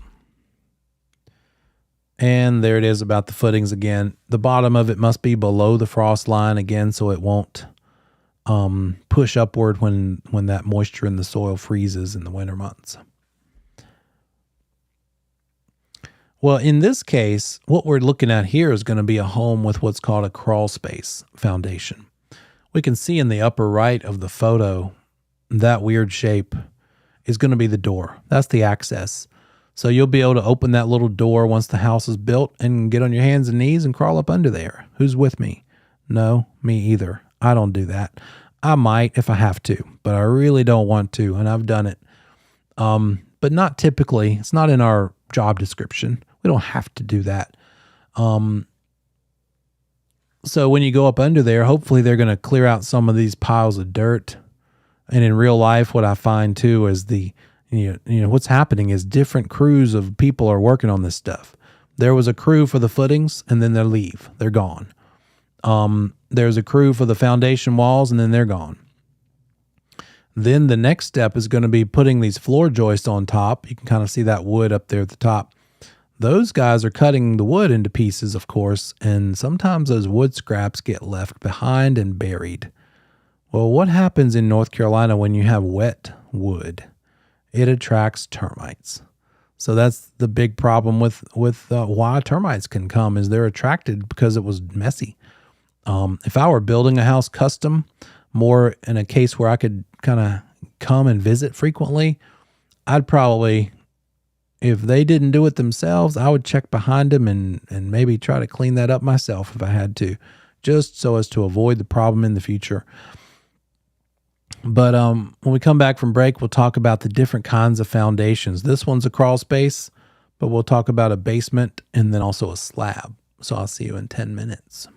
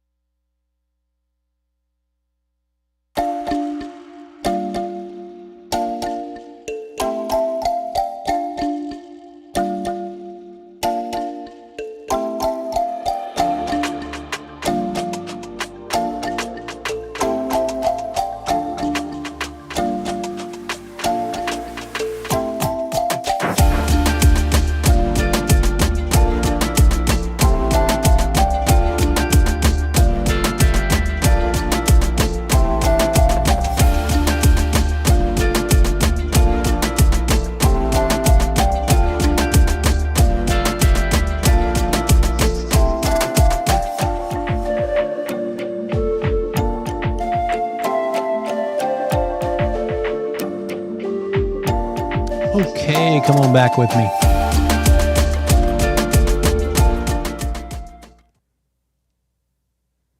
All right. Talking about types of foundations. The crawl space looks like this because you have to crawl to get through there. The basement, what's the difference between the basement and the crawl space? Just the height, how much standing room you have, right? In a basement, you can actually stand up, you can do stuff. You can maybe finish it out into some rooms. So let's look at a couple of examples via good old YouTube. See what YouTube has to share with us.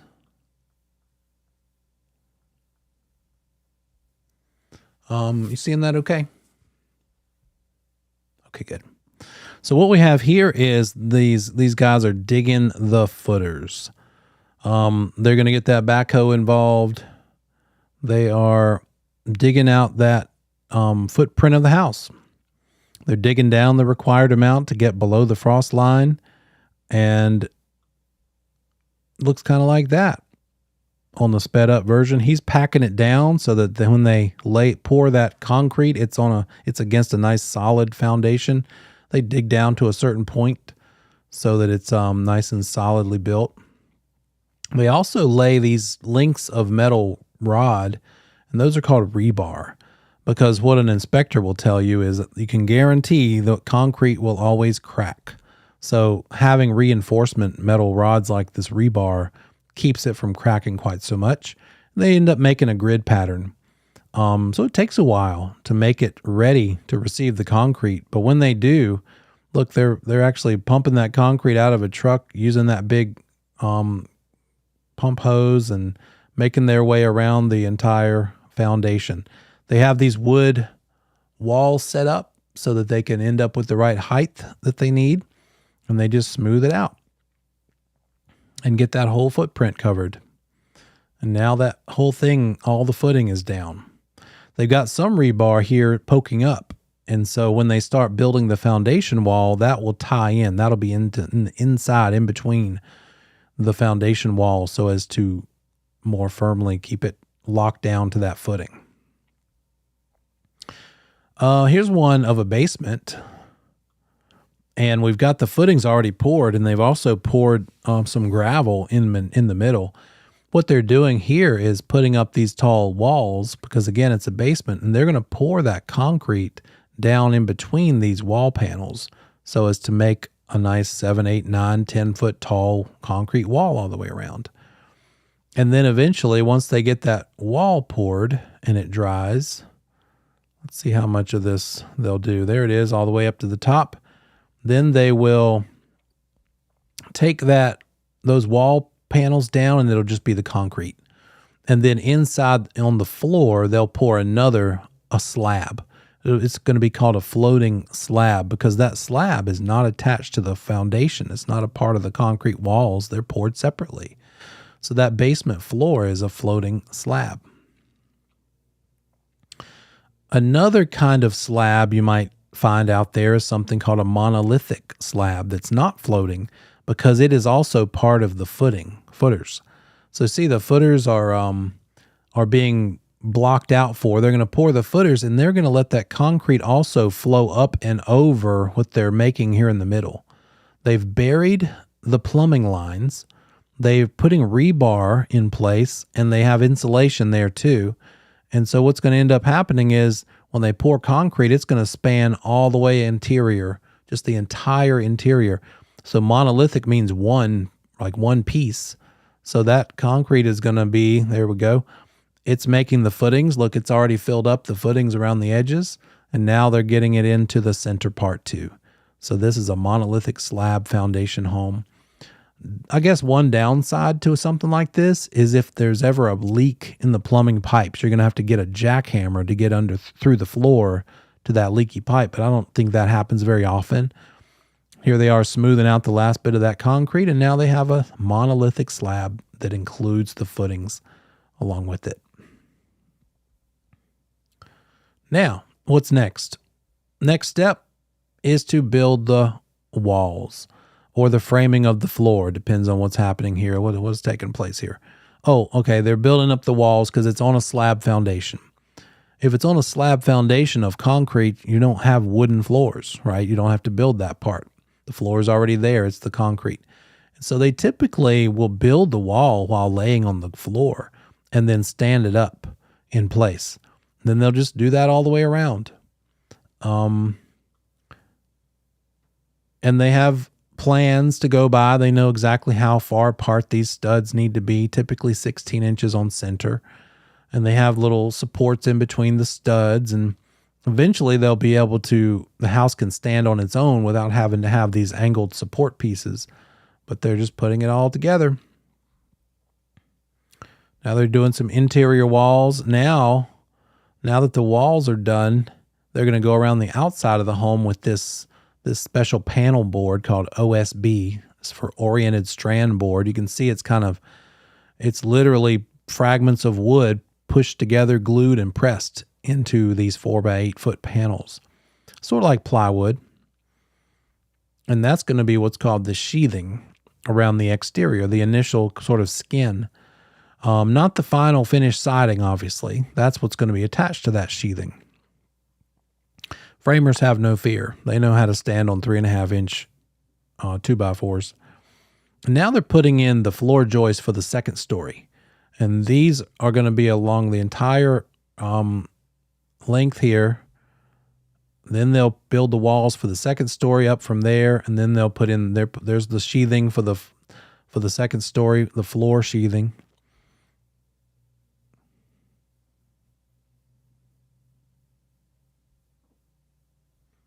Once those are up, now they're going to start building the second story walls and then stand those up in place too. It looks like that.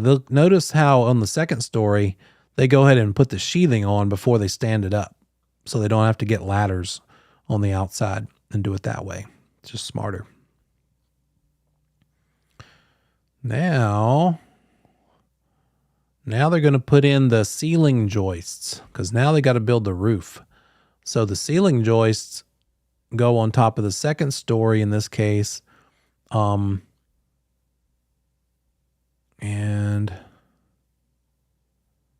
it looks like it might be a third story. Okay. Yep. So, or this might be, it's a flat roof house. We don't see those very much here. Here's another framing time lapse. They got the floor. This time it's a wood floor. It's not a slab, because they poured a basement. Then they laid the floor, those floor joists you can see there in the distance. Then they put the floor panels on, the subfloor or the sheathing on the floor. Now they build the walls. Stand it all up. There it is. That's where I was getting at. Now that the walls are up, they can put the roof on. So it starts with the ceiling joists, sort of like floor joists, except for they're on the ceiling.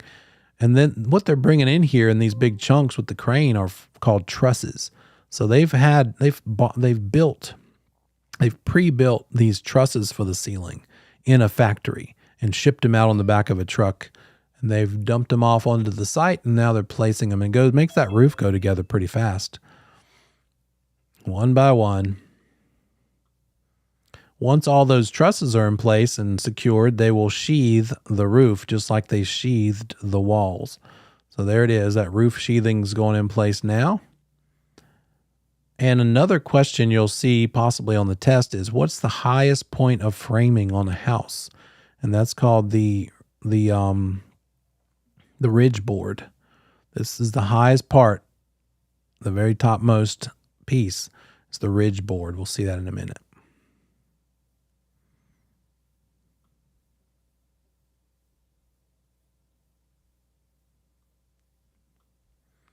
What else here? Another one where they're building, in this case, they're putting that roof again. Oh, by the way, when you've got these little things that jut out there, these 3 across, those are called dormers, dormer windows. They're jutting out from the roof in their own little mini roofs.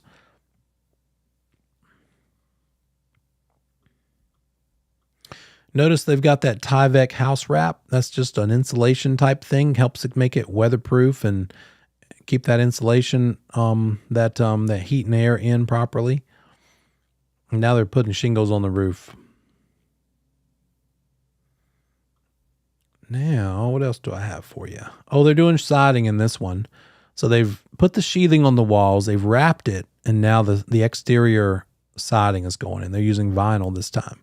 Could be brick, could be something called hardy plank, could be stone or stucco. And now it's time to do the insulation on the inside. That would be after they run the electrical and plumbing. But here's what it looks like to do the insulation when it's spray foam. That's sort of a newer thing. They literally spray it and it expands. So there's spray foam, but there's also the old school method. You can see they still use this kind, the Pink Panther bats of insulation, sort of like this.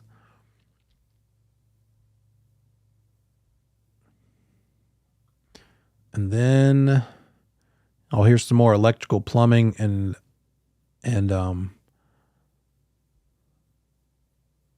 yeah, they're doing the plumbing. This one, they are hanging the drywall. Once everything is done inside the walls, now it's time to cover it with interior sheathing.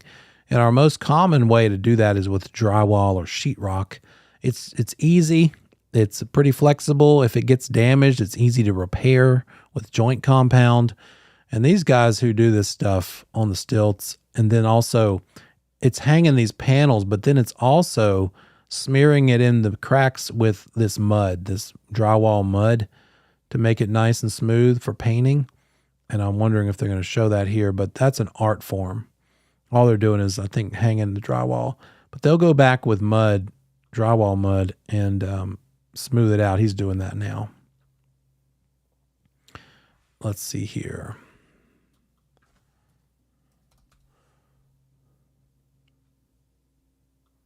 Here's one. It's no fun to do this as a beginner. If you've ever tried, don't. If you're thinking about it, just hire it out. It takes so many hours of practice to get good at it. It looks easy the way they're doing it. But man, filling in those nail holes, screw holes, and those seams, it's so hard to make it nice and flat and smooth. And it shows if it's a poorly done job. When you paint, those rough areas are going to show up. And it's a ton of sanding and a lot of dust. So it's just a lot of work. Here's some HVAC and plumbing going in. The heating and air system. HVAC stands for heating, ventilation, and air conditioning. And this is the system that does those things, heats and cools the house. So they're making the ducts and running them behind the walls. They've got to insulate the ductwork, since it's going to have conditioned air, either colder than the surrounding air or hotter, so as to keep it more energy efficient. And they custom make these things for the house as needed, depending on the lengths and stuff. So they're running those ducts. They got the main air handler in the attic in this case. If you'll notice, it's sitting on a pan. That's because part of the process of cooling and heating air results in moisture. And if that moisture comes out of the unit and drips, we don't want it dripping down into the ceiling, so it gets collected in this pan. And this pan has a pipe that shoots it out to the outside. So you ever see that pipe dripping coming out of the exterior eaves of a house, it means you need to have somebody go look at that air conditioning unit, because something might be going wrong. So there we go. Thank you, YouTube. That's probably easier than seeing these pictures. Let's see what else we have that could be testable. So there's our slab foundation. In this case, that's sort of a cross section of the monolithic slab. We've got both footings and slab combined. It might be a non-monolithic or floating slab where the footing was poured, and then right around, I don't think you can see my cursor, but right around where it turns into where it says slab floor, it's probably about a 4 to 6 inch, I think it's like 6 inches of flooring. Right about there, it's going to have a gap. It'll have a filler, but it won't be concrete. And so that's where termites can come in, especially in the garage. Termites might come up through the garage floor, not through the concrete, but in that gap where the wall doesn't quite touch the floor. And so when you build new construction, it's required by code in North Carolina that you treat the wood, the house, for termites to cover them for the first year. Spray poison so the termites don't want to come into that house, but that wears away. It's good for 1 year. Sorry, tell me again, what do you mean? I saw just in the chat, this is what we have in North Carolina. So give me a little more on that. I'll be better at watching the chat. My question was in regards to the like slabs, and we have crawl spaces. We don't have basements, right? True. We don't have a lot of basements, and if we do, it's not like the one we saw in the video where it's all the way completely underground or undergrade. It's more of a walkout basement or a daylight. So maybe 3 of the sides are underground, but 1 of them is not. So that just seems to be the way it's done around here more often than not. It's hard to see or find a real, true, all completely underground basement. But yeah, we see a lot of slabs. The difference is cost. That builder's going to be able to sell it for less if they just do a slab. Slab will be the cheapest type of foundation and a lot of people who are trying to cut costs, they'd rather have maybe a fireplace and a nicer kitchen. They'd say, well, then use a slab instead of a crawl space foundation. Although it might be the slope of the lot requires the type of foundation because it's extra slopey, hilly, something like that. It needs to have a crawl space to build up high enough for water to be away from any sort of water drainage. Slabs are better for even level lots. Termites need to be treated when it's new construction. You could also, to cover you for that after that first year of construction, to cover the owner, they could pay for what's called a termite bond. And that just means that they pay a bug company, termite company, to come out and take a look a couple times a year. If they find termites, they'll treat them. If they don't, great, they'll be back later. The company to keep a check on it, but they're getting paid every year to keep their eyes on it so as to minimize any damage that might have happened. And if there is, they'll take care of it as part of that bond. So back to the construction, we saw these examples already. The first level of wood framing after the foundation wall is on the floor, obviously, floor framing. Then once the floor is in, they'll do the wall framing. Then once the walls are up, they'll do the roofing framing. And so here's what a wall looks like. So the lowest point in the framing where it meets the foundation wall is called the sill. The sill. So the highest point of framing is the ridge board. The lowest point is the sill. So you probably need to know that one. The sill is more like this picture is a little better for that. It shows where that wood is meeting the foundation wall. And then around that sill, they're going to build these joists and girders to make the floor framing. Then when they start building the wall, here's a door sill. They put in a door. Here's a window sill, the bottommost part of a window. This extra thick part above the window opening is called a header. And there are headers over the door openings too, because since it's a larger opening than the 16 inches on center from the studs, you got to have an extra support above that opening. So the floor framing has some components. It's got the girders, and then on top of the girders rest the joists. And the girders themselves rest across the foundation wall and with the piers as support in the middle.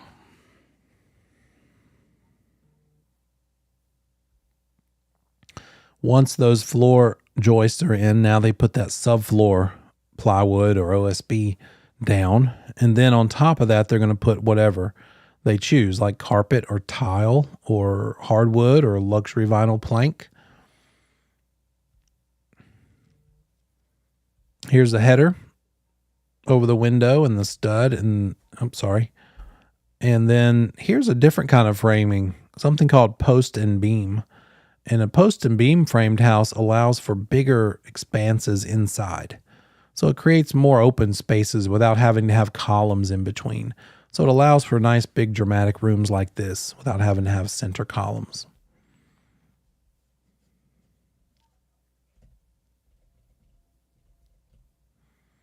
Roof framing. Once the walls are up, time for the roof. Another kind of joist. A ceiling joist this time. And this joist is probably not as big of a piece of lumber as a floor joist because it's not going to be walked on very much, if at all. Or instead of building it like this, all of that could be built together as a truss that gets brought in as a single built unit. But the components of the roof are the ceiling joist, the rafters are the angled parts, and then that top board, again, the highest point of construction, the ridge board. They like to test on that. Highest part of construction is the ridge board. The lowest part of framing is the sill. It's really called the band sill, S-I-L-L. The lowest part of the whole house is the foundation, what the foundation sits on. That's the footer. Footer is the lowest part of the house, and the sill is the lowest part of the framing. If we're looking at where the roof meets the walls on the outside, there's some terms to know here. The fascia. Fascia is that vertical board there. That's what you attach the gutter to. So you don't usually see the fascia if there's gutters because the gutter's in the way. And then the part that you stand on the ground and look up at that might have a vent in it, or maybe that pipe that's dripping from the heating and air system, that's called the soffit. And then the board that goes up against the wall next to the soffit is called the frieze board. I bet you would see fascia more than you'd see any of those other two terms. So know what that fascia is. Now we're building it. We've got two kinds of sheathing here. We've got the exterior sheathing that you put on the studs, and then the exterior siding that is your choice, whether brick or vinyl or stone or stucco. So that sheathing is the first layer of kind of skin around the house. Sometimes in a lower price point house, the sheathing is where the cost gets cut. So it might be this black material that's almost more of a cardboard or a paper instead of wood. Maybe they'll just put these wood ones on the corners, but then the part in between the corners for about 20 feet is the black cardboard kind of stuff. Not great, right? It's cheaper. Better to have this entire kind of wood around the entire house, but that's just going to come at a greater cost. Some words concerning windows. These are different shapes of windows. When you see the grids, those are made of two different parts that are called the muntin, which is the horizontal, and the mullion, which is the vertical. And you see these lots of different styles. Once upon a time, these grids were actually exterior pieces of wood, and you'd have to like clean that window one piece at a time. Like you couldn't just clean the whole window like that lower right one there because they were on the outside. But now these are two pane glass windows. They have a pane inside and a pane of glass outside, and these grids are in between the panes of glass, so you can clean it a lot quicker and easier, and just easier to maintain. Now that the roof is in place, the sheathing goes on it, and that's what's going to be. That's what they'll nail the shingles to. Some various roof designs we see out there. The most common is this one, the gable end roof. We see that V-shape, upside down V-shape. That's the gable end. And there's the ridge board of the roof, the topmost part. The other styles look like these. The gambrel looks sort of like a barn, right? It's sort of more of an angled, two different angles of the roof there. A hip roof does not have a gable end, just another piece of roof that comes down, sort of like a hat or cap. The shed roof, lower left, just as a way to put a covering over the front door, perhaps. It's just sticking out of the wall as just a piece of roofing. That mansard roof looks like something that might show up in England. We see a few of those around town from time to time, maybe older. And then that last one, lower right, is what happens when it's a flat roof. And that weird word, parapet, is sort of like a knee wall, or it's a little bit higher. The actual roof is probably that line that's a little bit lower than the parapet. And if somebody were standing on that roof, you would probably only see them from about the shins up or the knees up. Because when it's a flat roof property, quite often they put the heating and air system units on top of the roof, and they're ugly. So the parapet hides those types of things. You see flat roofs more in North Carolina when it's a commercial building, not very often when it's residential. But what you might need to know for the test is, what is the most common type of roof in North Carolina? And that would be the gable roof.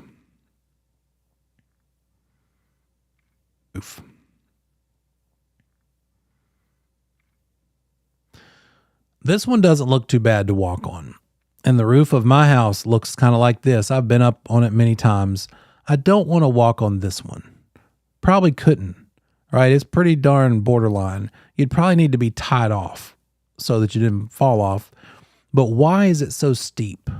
Well, if you'll notice, this thing up here at the top, just under the roof peak on the left, that's just a vent. That's not a window. So you can't, that's just attic space. It's not like a room, like another level. But on this roof, that's another level. It's a third level bonus room. And so that's what a steep roof allows for. That's the trade-off. Harder to walk on, but more livable space potentially underneath. And what determines the pitch of a roof is how far up versus how far over you're going. So different roofs have different pitches.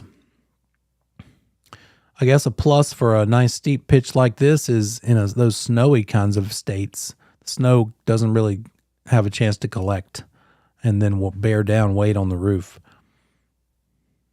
But you'd also end up with snow at your front door blocking it in this case. On top of the roof, not something probably that testable, if at all, but anything that's protruding up from the roof, like a chimney, needs to have extra water protection, because that water is coming down the roof and then hitting that chimney head on. And so because of that poorly done flashing, there's better. This is not the best kind of example, but that's the point of it. The point of this metal stuff is to push and divert the water around the chimney so it doesn't come down into the house. You'll see all kinds of things flashed, the chimney, or maybe if it's a wall coming up from the roof because it's a lower level roof and then a 2-level. So where that wall meets the roof shingles, that will be flashed as well.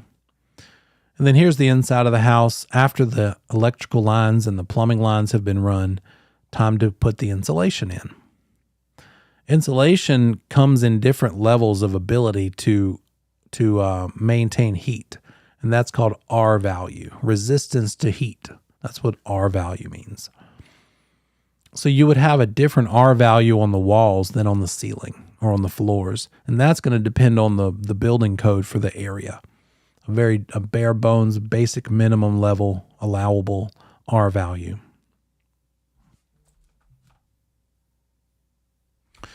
Now that everything's done inside the walls, we cover them up with interior sheathing, and this could be called drywall or sheetrock. It could also be paneling. If you've ever been in a house from the 70s, a lot of paneling was used back then. Could also be, what's it called?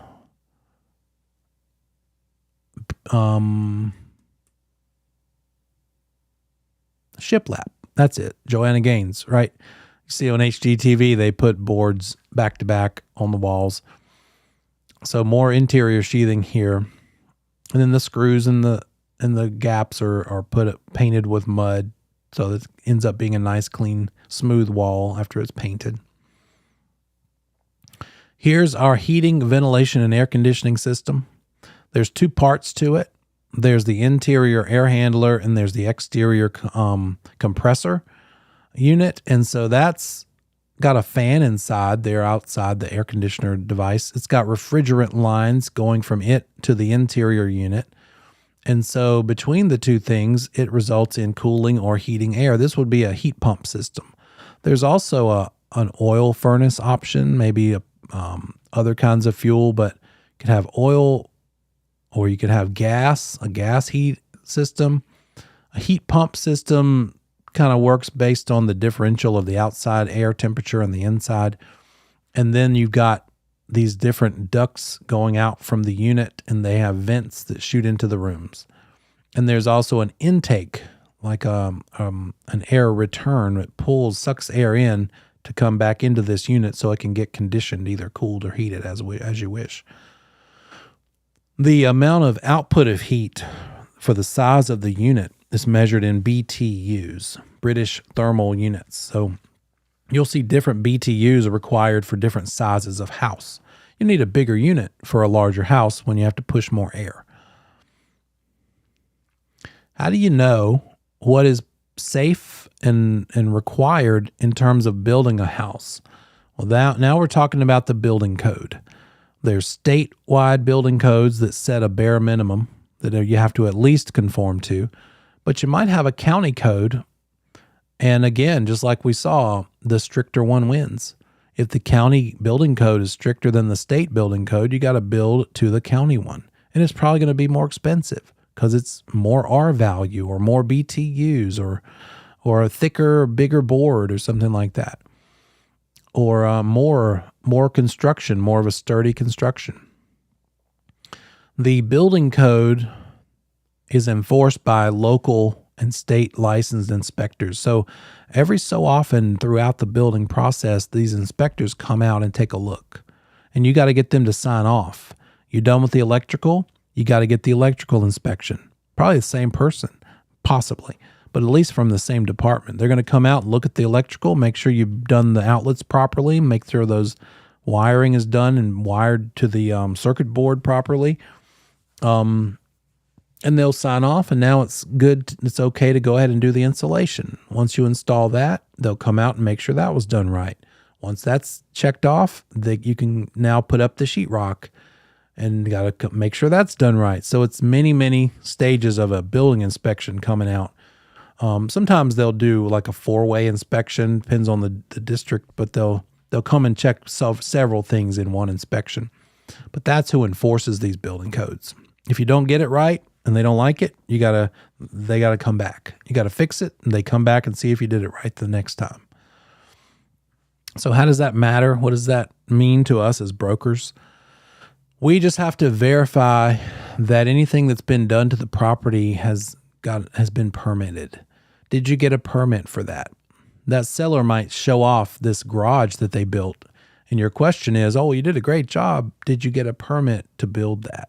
Before that was done, was it permitted by the local building supervisors? So you want to make sure it's permitted, because if it's not permitted, it's a material fact.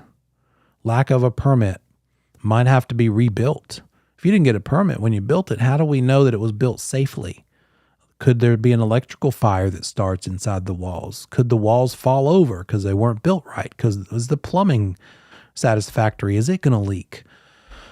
So unpermitted space could result in having to be torn down and rebuilt, or at the very least taken apart somewhat so it can be looked at later to see if it was built right. You're lucky if that's the case. Might have to just be completely torn down. But you as a broker just need to tell the whole world they built a sunroom, but it's not permitted.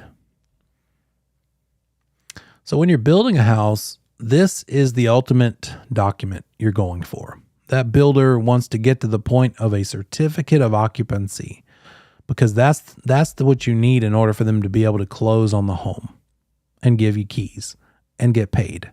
So that means the home has passed all of those inspections along the way. It's ready to be lived in safely.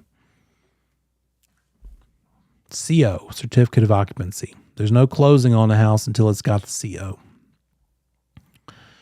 There are some minimum building standards for certain types of loans. So like an FHA loan or a VA loan, if you're going to allow people who are borrowing money through an FHA loan program, that property they're buying must be built to standards that rise to the level required. So might be higher standards. For instance, I helped a person buy a first-time home. She was looking for townhomes, and we found one, but it was an existing one in a little neighborhood of like 6 buildings of 4 townhomes per building. That builder had gotten FHA approval for the first 5.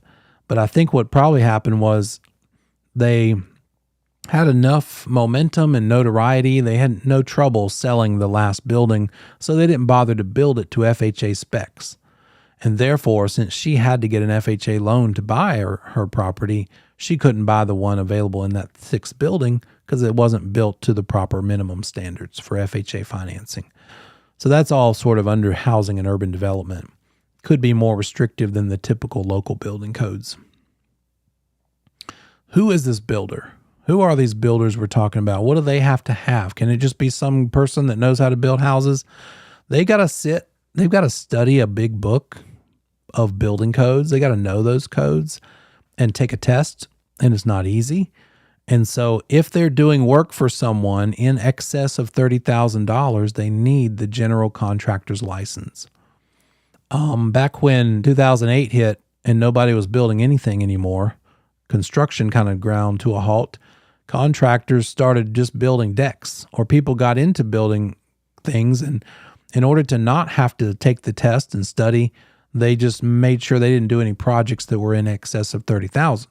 So you had a lot of people just building decks and simple rooms that didn't get past that point. But the general contractor license is for people building things more than 30. Renovations, building, both. And then out there in the real world, you'll find that sometimes the builder gets their spouse to get their real estate license, so they have it all in the family. The spouse is the agent and the builder is the one building it. And that's 19, guys. Let's go back. Actually, let's do this. Take a little break from material for a minute.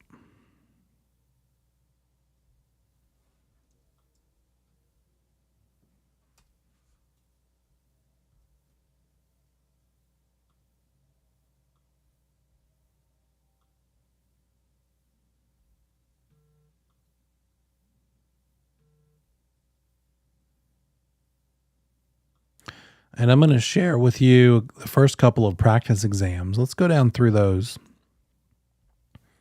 together, see about how to go about doing these things. Again, I can't stress enough, the more of this that you do from now forward, the better off you'll be.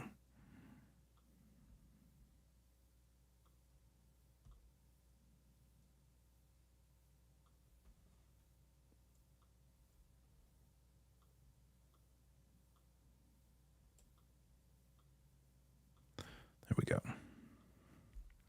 So let's go down through exams 1 and 2, and I'll share it with you.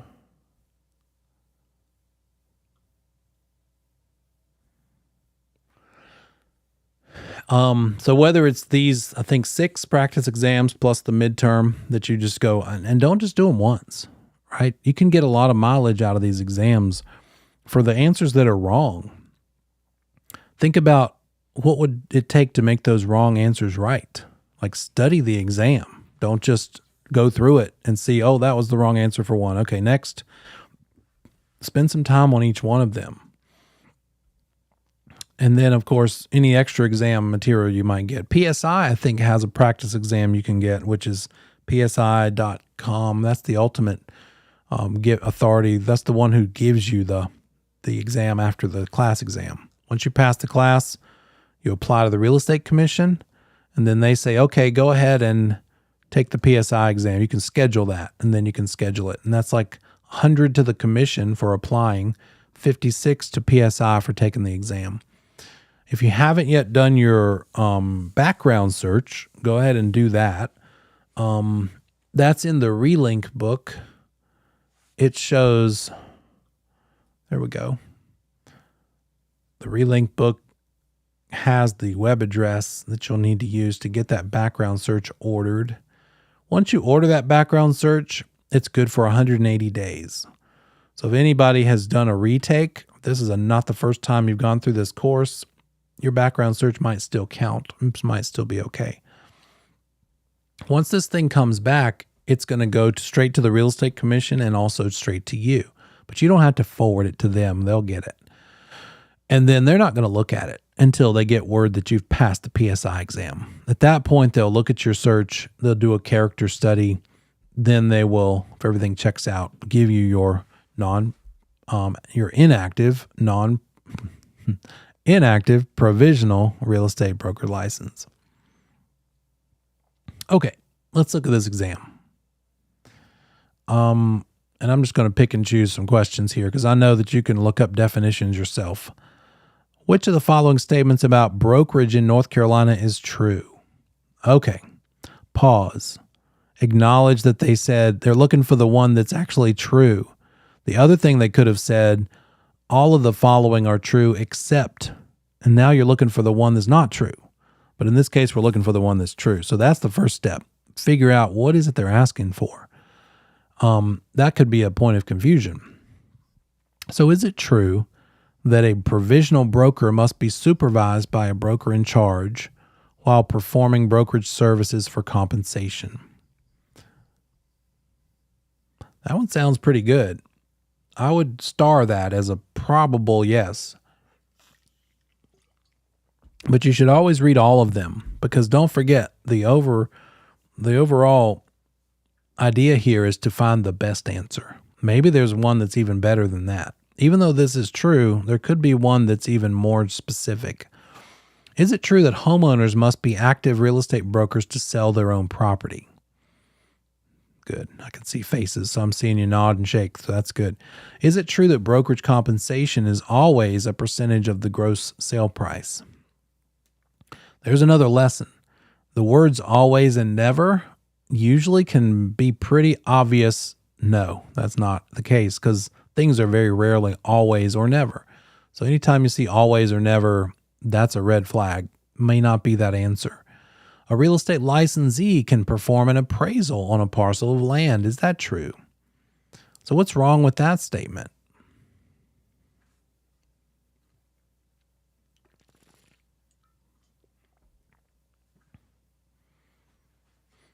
What's wrong with that one?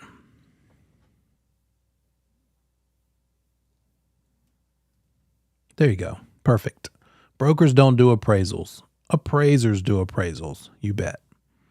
If they had taken it further and said a real estate licensee can perform an appraisal to get the market value, that'd be like double jeopardy, like X times 2 bad. Because what we can't do is give a market value. What a broker does is give a probable sale price.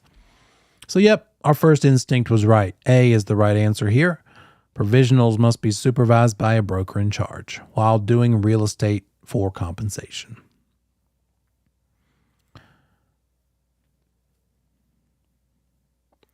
The land of a common interest community, always owned by the owners association, cannot be owned by individual unit owners, or is always,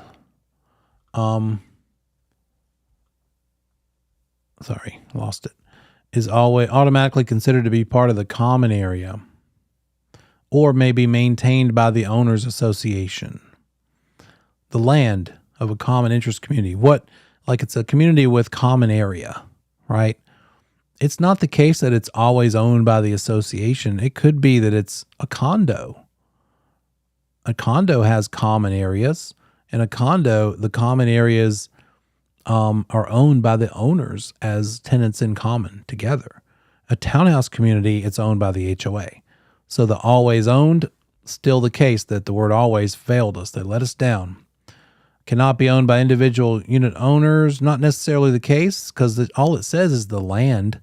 So when it's a townhouse community, the land that townhouse is built on is indeed owned by the unit owners. So that doesn't work. Is automatically considered to be part of the common area. Also not true because it could be this townhouse type situation. So therefore D, good job. Maybe. The words may, those are pretty reliable words.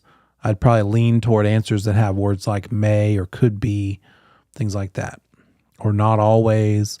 So may be maintained by the owner association. Which of the following statements about the North Carolina Timeshare Act are false? Oh boy, what do we know about timeshares? Well, the number's 55510 It's using a property 5 times over a period of at least 5 years. It also involves a 5-day right of rescission. You can back out within 5 days of contract. It also involves a 10-day holding of the earnest money so the builder can give it back to you or the developer. And then also that developer could get fined $500 per violation. So what else do we have here? The use of a 2-bedroom unit for 1 week every other year for a 10-year period would meet the definition of a timeshare. Well, we have a problem with that. Every other year, no. It needs to be 5 times, at least 5 years consecutive. So that wouldn't work. Timeshare developer can be fined by the Real Estate Commission for violations of the act. That looks pretty good. But let's keep going. A purchaser of new timeshare ownership must be given a 10-day rescission period. What's wrong with that one?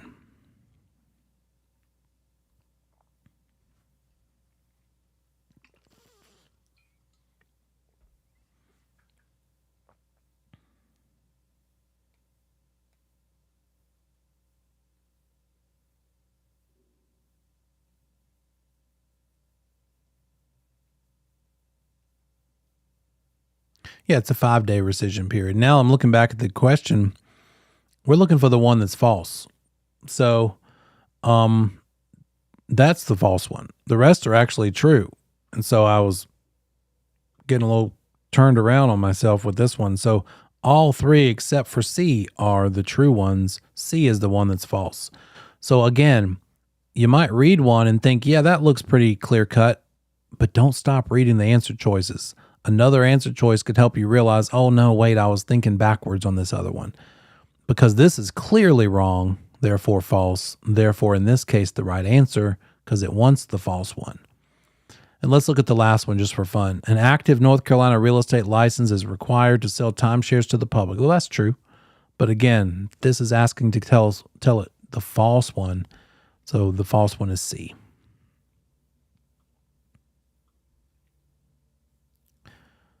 Purchaser of a property in a planned unit development will usually receive all of the following except.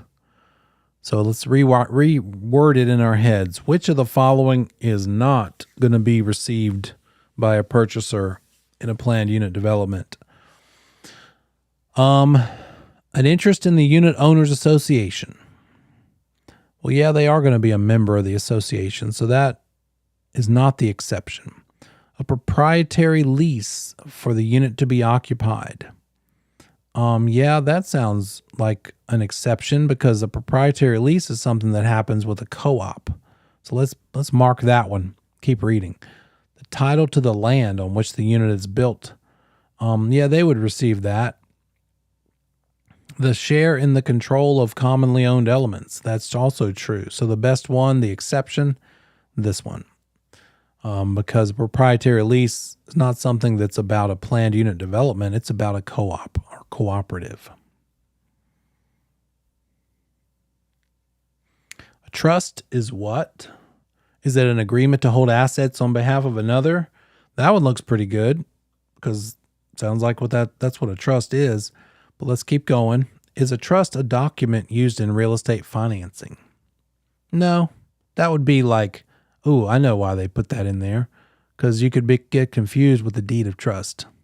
Yeah. If you didn't know your vocabulary, that would be an easy one to mess up. A type of deed. Also, same kind of idea there. That's just nasty. A contract addendum. Nope. So best answer, a trust is an agreement to hold assets on behalf of another. It's a legal tool, right?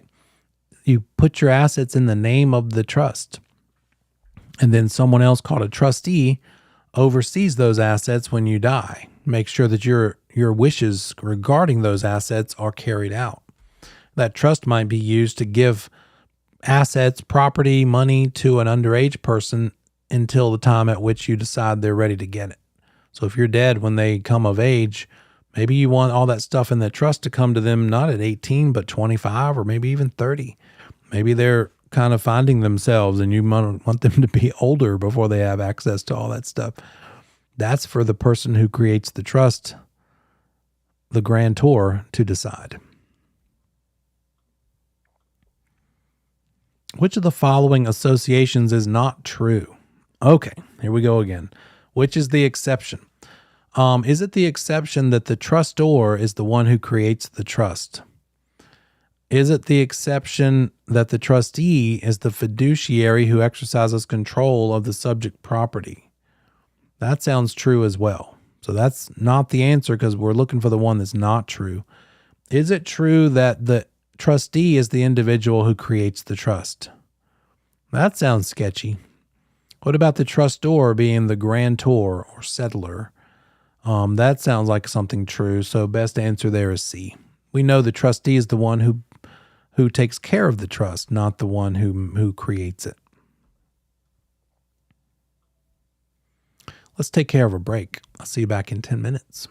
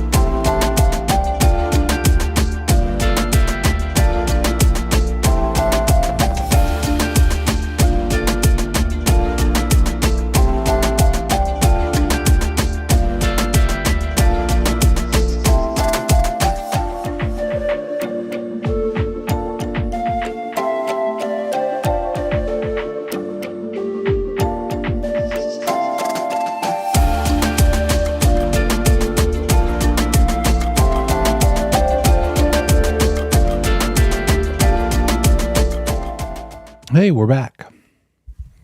Come on back and let's finish. Let's finish up, or let's keep on going. Finish up our night together. About 50 more minutes. We'll just keep going through this. And I just saw something in the chat. So a common interest community would mean a community that has common area or something that the people share. The parties in the community share it. Might be swimming pool, tennis court, might be like a clubhouse. So it's got common areas essentially.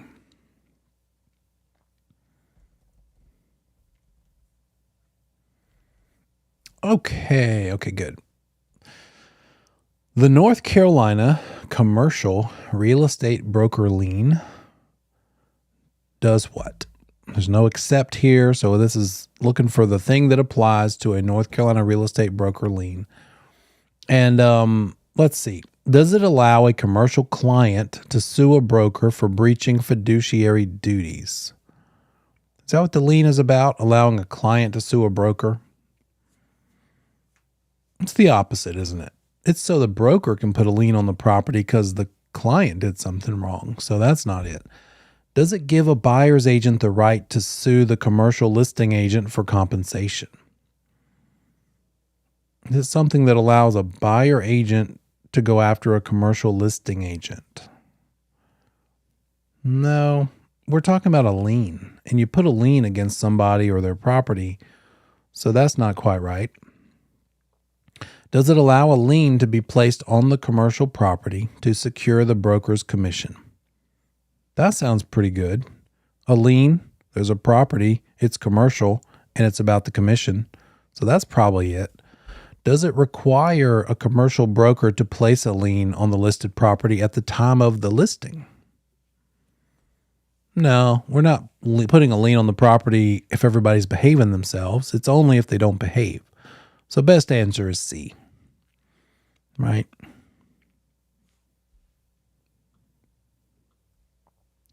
The portion of a building built on the neighbor's land. What is that one? You tell me. When something goes across the property line.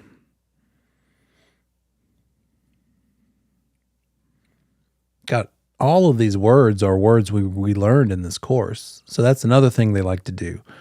And if you don't quite remember what avulsion is or encroachment, you might get them swapped, or more likely the two E words. But accretion and avulsion are not the case. Encroachment is the right answer here. Easement is not the right answer here. So going over the neighbor's lot line, you're encroaching onto the neighbor's property. An easement is giving somebody the right to use the property. Maybe your neighbor for their driveway, a driveway easement. Maybe the utility company so they can walk across your property. Avulsion is a water-related right, as is accretion.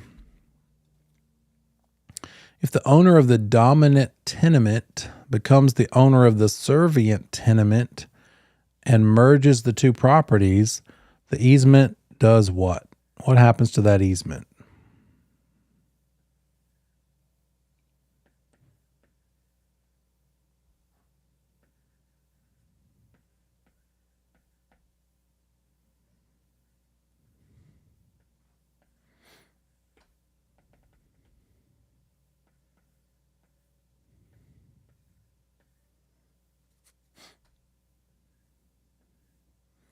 Drawing you a little diagram here. Does it become dormant? Did we learn anything about easements going dormant? No. Is it unaffected? No, it's affected. Is it not held by the owner of the merged properties? No, it actually is. It's actually terminated. Best answer is it's terminated. It goes away completely because it's no longer needed. And it looks like this. There's our dominant tenement. They need access to this right of way. And so we have this driveway easement. But if that dominant tenement buys this property too, it's sort of like getting rid of this lot line. And they don't need the easement anymore. Therefore, the official legal easement is not needed, gone. Therefore, it's gone. So it's gone. It's still there. It's still a driveway, but it's no longer an easement because all of this is owned by the same person now.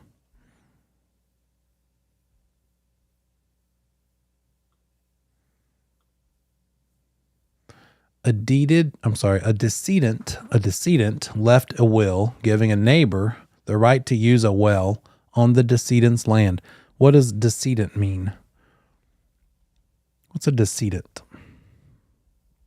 Any idea based on the context of the wording here? Whether you know the word or not, just the context might give you an idea. The one who died, you got it. The deceased person left a will telling the neighbor or giving the neighbor the right to use a well on the deceased person's land as long as the neighbor was alive. Oh, look, a real-world application of a life estate. The neighbor's interest in the property is properly called what? There we go. Now, I gave you the answer, but they could have also said, was it a conventional life estate or was it a life for the life of another, pour out vie life estate? Which of those two is it?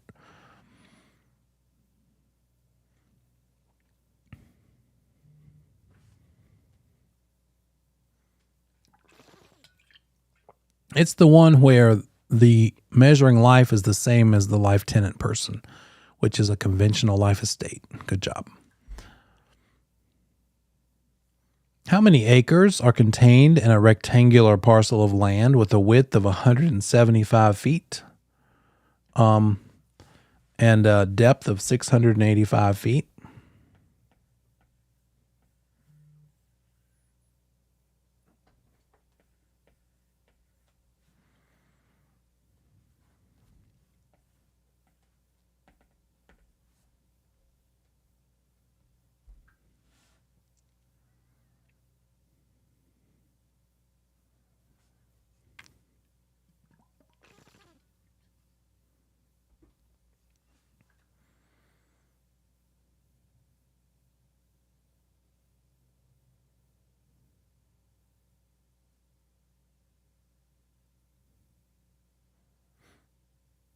Got to figure out the square feet, and then we have to convert that square feet into acres, right?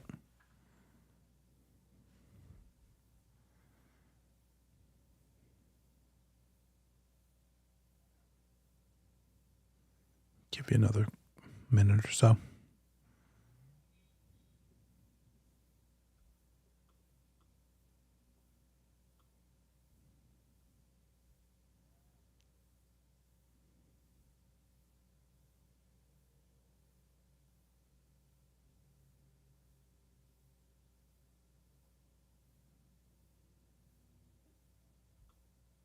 First step, draw it out. You may not need to draw it out. It's pretty simple. But we're just going to multiply 685 and 175, and that reveals that we have 119,875 square feet. And if you know your T formula or you know what to do with this, either case, you know where to put it, because we need to divide it by the four little old ladies going 35 in a 60-mile-an-hour zone. And that reveals that we have 2.75 acres. There we go. Is that pretty easy? So best answer here is A. Is A. Which of the following terms is not associated with the government rectangular survey method? Oops, sorry. Let me share that with you. What's not associated with the government rectangular survey method? Is it monument, township, section, or range? So in other words, 3 of these 4 terms are associated with the government rectangular survey method. Which one is not the one?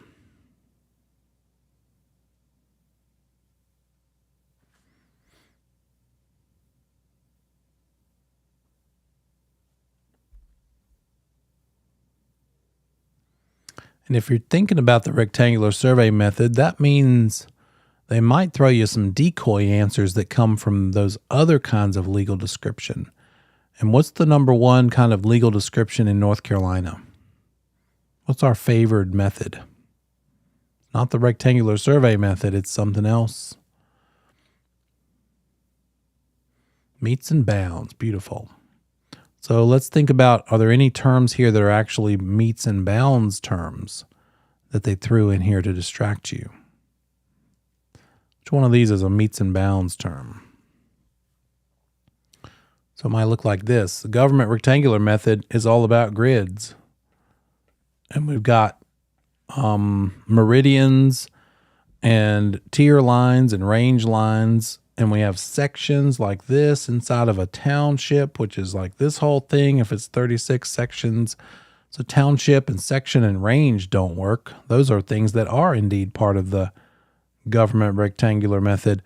The thing that is not a part of the rectangular method is the monument.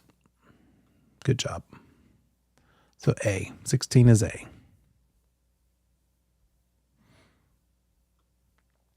Legislation designed to convert residential zoning into conservation or recreational purposes would be what? We're talking about converting zoned areas zoned for residential into something else. Let's see. Is usually supported by all of the residents of a given area so that the majority rules. That doesn't sound right. What about this? May be found by the courts to be a taking without the payment of just compensation to the property owner. Would that conservation area or recreational area be for the public good? It wouldn't be like for a developer to make profit on. So that sounds actually pretty good. It could be something basically under eminent domain. The laws of eminent domain, legislation designed to convert residential into conservation or recreational. Residential is a person, conservation or recreational is for the good of the public. So that sounds pretty good. Is it generally supported by special interest groups whose power might be greater than that of the courts? That sounds like it's not so much for the public good, right? It'd be good for the special interest group. That's sort of a pulled from air kind of an answer. But maybe in reading all the answers, you'll find one that sounds better. And that doesn't really sound that good anyway. Has been determined by the courts to be an excessive use of police power and was ruled unconstitutional. The government being allowed to convert zoning to satisfy the needs of the public is not unconstitutional. It's not ruled to be that so far. So best answer here, this is a tough one. Best answer here is B. It could be found by the courts to be a taking without the payment of just compensation to the property owner. Without just compensation, though, that's the part. Yeah, that's not eminent domain, is it? But it's converting residential zones. We're not taking property from somebody. They're just talking about changing the zoning use, so that now it's no longer residential. So I was kind of almost reading too much into it, right? I think that's a good lesson to learn there too. Don't get caught up in yeah, but, or oh, is this thing? Let's take it for what it's worth. What did they say? All they said was legislation designed to convert zoning from one thing to another. That's not taking somebody's property. That's saying that the property is now zoned else in a different way.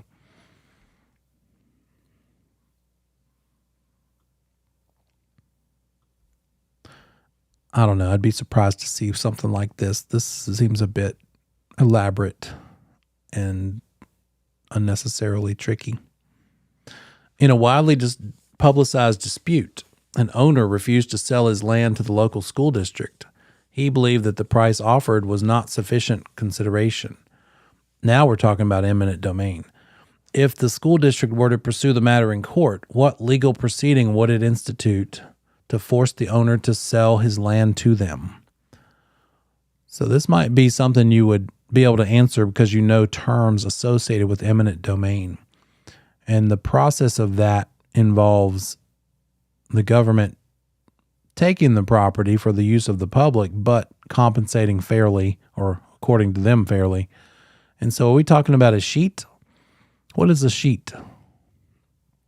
We can rule that one out because we know the definition. But what is the definition?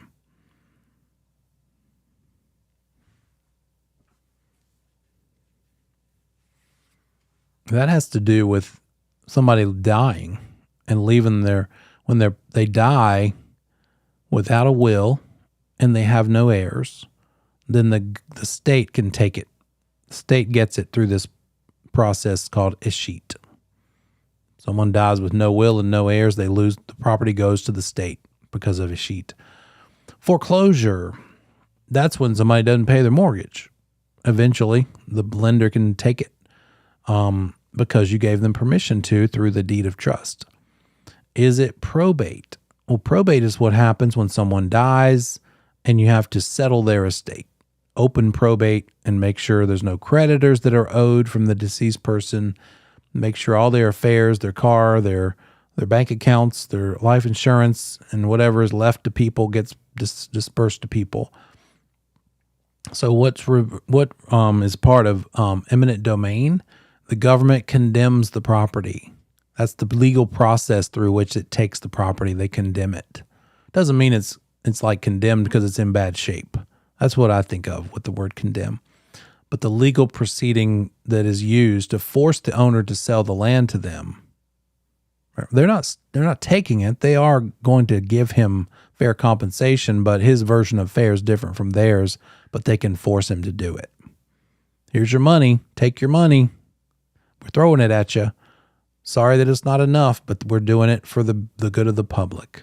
It's the nasty side of eminent domain, right? So eminent domain through condemnation is what's happening here. The condemnation is the legal proceeding to force them to take the deal, but it may not require condemnation if the person agrees to it. Then they don't have to take them to court over it. They just say, yeah, okay, I'll take your check and give you half my front yard or whatever it is that's being taken in through eminent domain. That makes sense? In this case, whether you totally grasp the whole concept or not, just knowing the definitions of these can probably get you the right answer, because these are pretty clearly not the case. Foreclosure is not a legal proceeding to force the owner to sell land. Foreclosure is how you give the land that you pledged as collateral to the lender because you promised to. If you didn't pay, you didn't stay, right? Escheat is about death. We're not even talking about death. And so is probate. So just knowing the definitions of those three words I'm still not sure what condemnation is, but I know for sure it's not one of these. So let's pick D. That might be your thought process for a couple of questions on the test. Every valid North Carolina real estate deed must contain all of the following except what? Okay, take a breath, take a pause. They're asking for something that's not on a valid deed. So we're looking for the exception. Does it require the identity of a grantor and grantee? Or I guess the proper way to ask this is, does it not require the identity of the grantor and grantee? It actually does require that we identify both. Got a list on that deed who's selling it and who's buying it. Does it require the signature of the grantee? No, it doesn't. So that's the exception. That's probably the right answer. It's probably the best answer. Does it require the signature of the grantor? Yeah, yes, it does. It only requires that. They're not both signing it, just the seller or the grantor signing it. And does it require the legal description of the property? Yes, absolutely it does. Therefore, the one exception that is not a part of a valid deed is the signature of the grantee. So B is the right answer there. This helping? You like this little exercise? Better than me talking at you with slides, maybe? The severalty owner of a parcel of land sells it. What does that mean? The severalty owner of a parcel of land. What the heck is that talking about?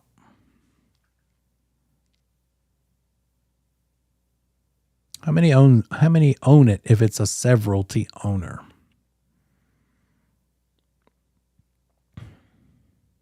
I gotcha. Good job. I see one answer. Give me a couple more.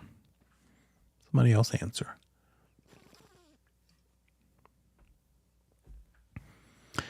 This is an easy one to mess up because we see that word in that big word. We see the word several. We're thinking, oh, that's more than one. But no, that's one of those weird terms. Don't look at the word several in the word severalty. Look at the word sever and think when you sever something, you chop off one piece, right? So severalty owner means a single owner, single owner. If it's a multiple owner, it's called a concurrent ownership. Con meaning C-O-N meaning with, like more than one. So severalty owner of a parcel of land, that's a single owner. The buyer insists that the owner's wife also sign the deed. The purpose of obtaining the wife's signature is what? Is it to terminate any rights the wife may have in the property? That sounds pretty good because in North Carolina, it does take 2 signatures to sell, so we already know that should be what happens anyway. Is the purpose to defeat any courtesy rights?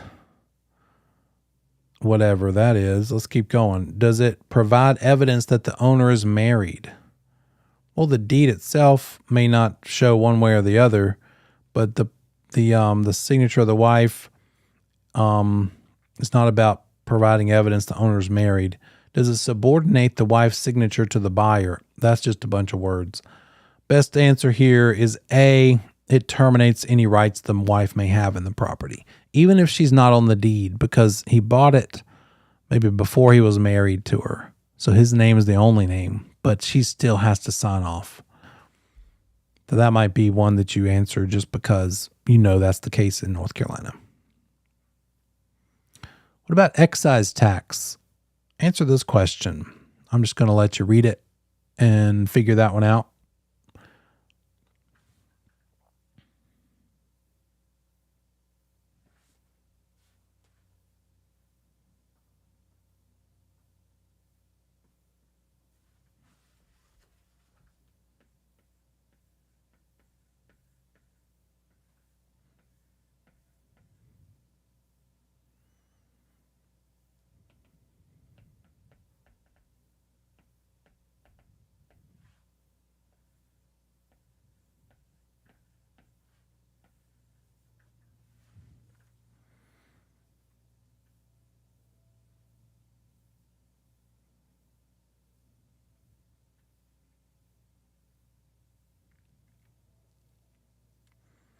Once you're ready, just go ahead and put an answer in the chat for me.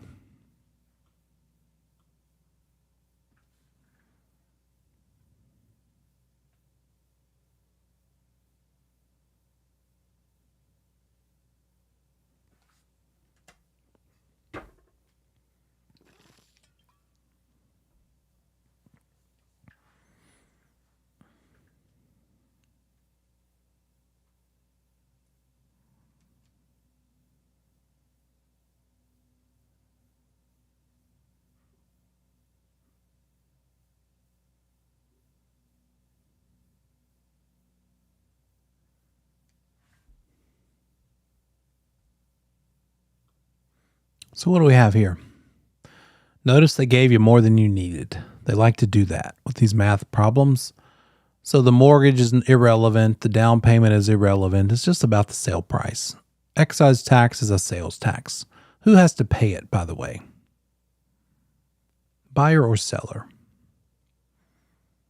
Seller pays the excise tax for the purposes of this course and this exam. So that sale price divided by 500. They didn't even make you have an odd sale price. It was a straight up $350. That was D. If it were like $350.25, then what would the excise tax be? If it were $350.25, what would the excise tax be on that situation? $351. Round up to the next dollar. Well done. A businessman buys tracts of land, makes improvements to the land, such as utilities and roads, and constructs buildings. The improved lots are then sold to the general public. He is engaged in the real estate business as what? A developer, a broker, an engineer, or a subdivider?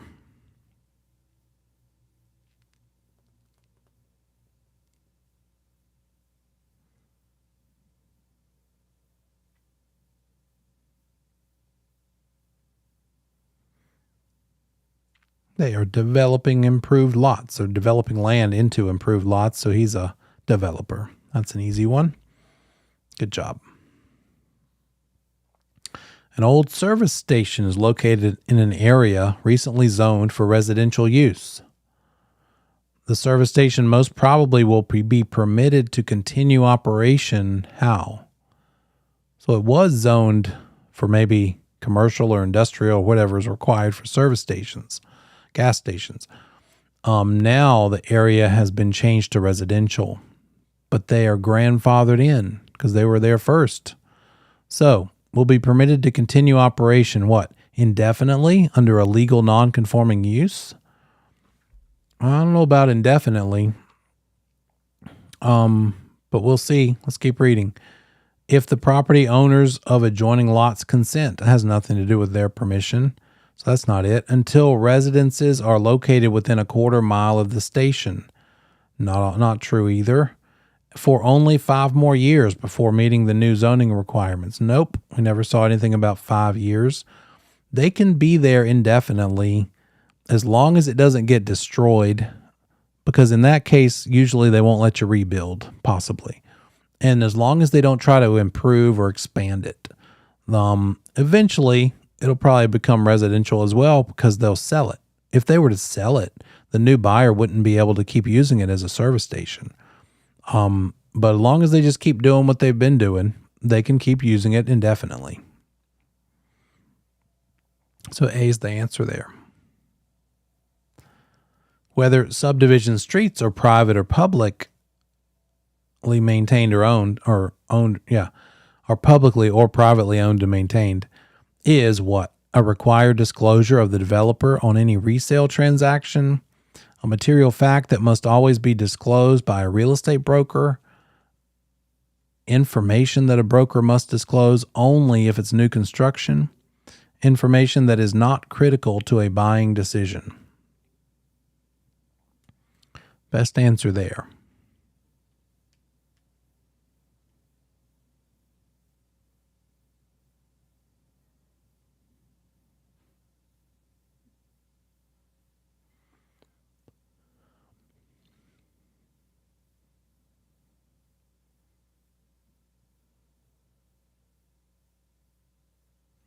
What's wrong with A? A required disclosure of the developer on a resale transaction.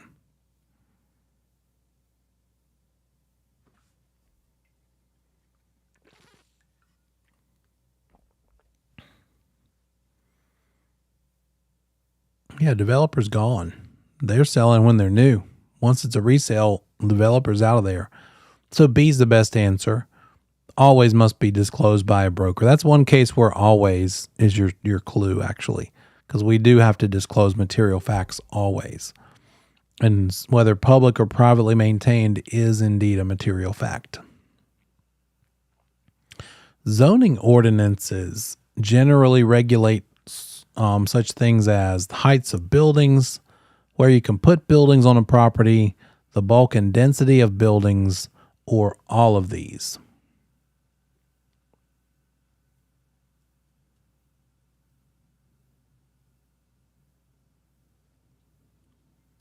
Well done. It's all of those things. That working with real estate agents disclosure in North Carolina must be given when? When do we have to share that with someone? Do we have to share it with property owners upon initial contact? Do we have to share it with all consumers prior to first substantial contact? Do we have to share it only to buyers in a real estate transaction? Or do we have to share it to all consumers in a sales transaction no later than first substantial contact? So what's the best answer here? Well, these two look pretty similar. What's the difference in these two?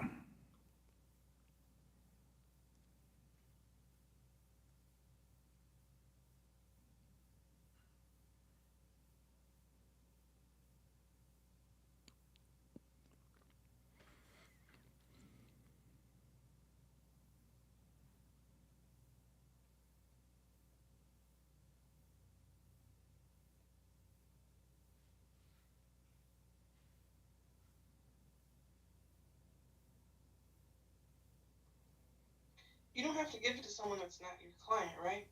Or, Right. It would be the consumers as part of a sales transaction. Is that what you're getting at? There you go. Yep. And if you didn't have D, we would be leaning hard on B, wouldn't we? That'd probably be the best answer.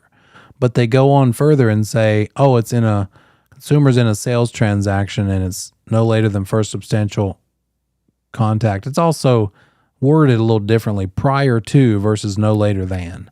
It's okay if they start talking about wants and needs and then you say it, because they kind of surprise attacked you accidentally, sort of. So best answer here is D.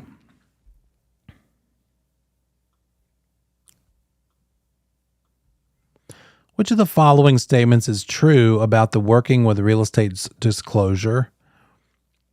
The consumer must sign the acknowledgement panel before a licensee can begin to provide brokerage services.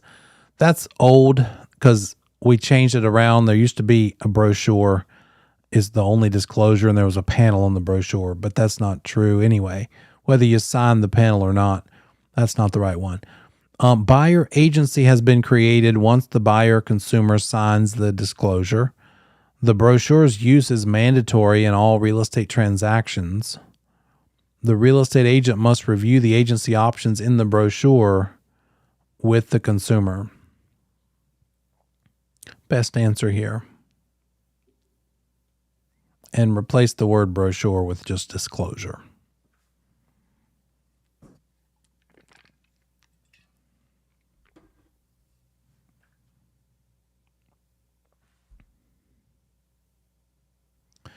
If you're wondering what's wrong with this question, this answer choice, does that seem like what might be the answer? And are you wondering, is it? And if not, why not? You tell me, what's wrong with this one?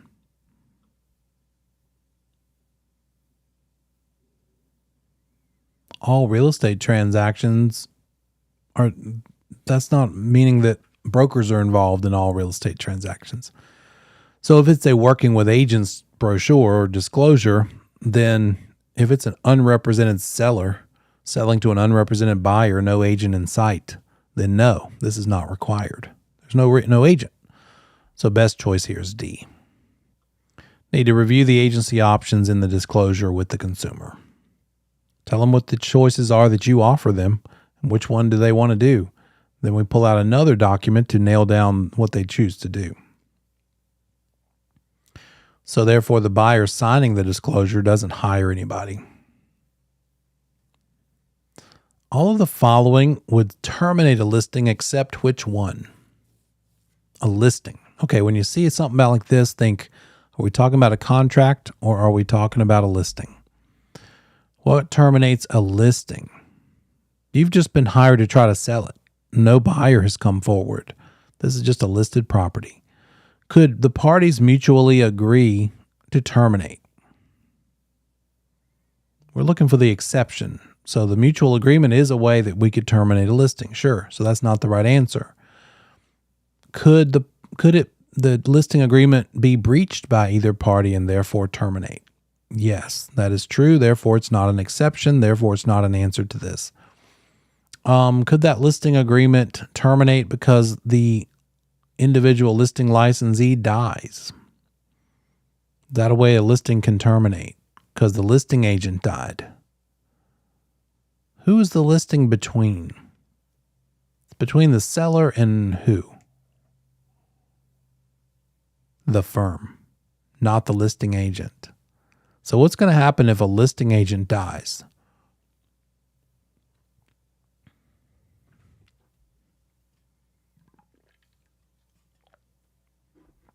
That broker in charge is going to call that seller and say, we have terrible news.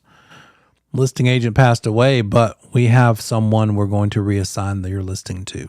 An amazing listing agent that'll take good care of you. So yeah, does not terminate a listing because it's not the firm that died. It was the listing agent that died. And it's not the listing agent who owned the agreement. And then destruction does terminate a listing. So again, the things that do actually terminate a listing is not what we're looking for. We're looking for the thing that does not. What about a stigmatized property? A 4-bedroom house with only 1 bathroom. Is that a stigmatized property? That sounds more like a property with some sort of obsolescence, like a functionally obsolescent property. Something we learned when we were studying a different chapter. Is a house plumbed with polybutylene pipes a stigmatized property? What are the three kinds of stigmatized properties?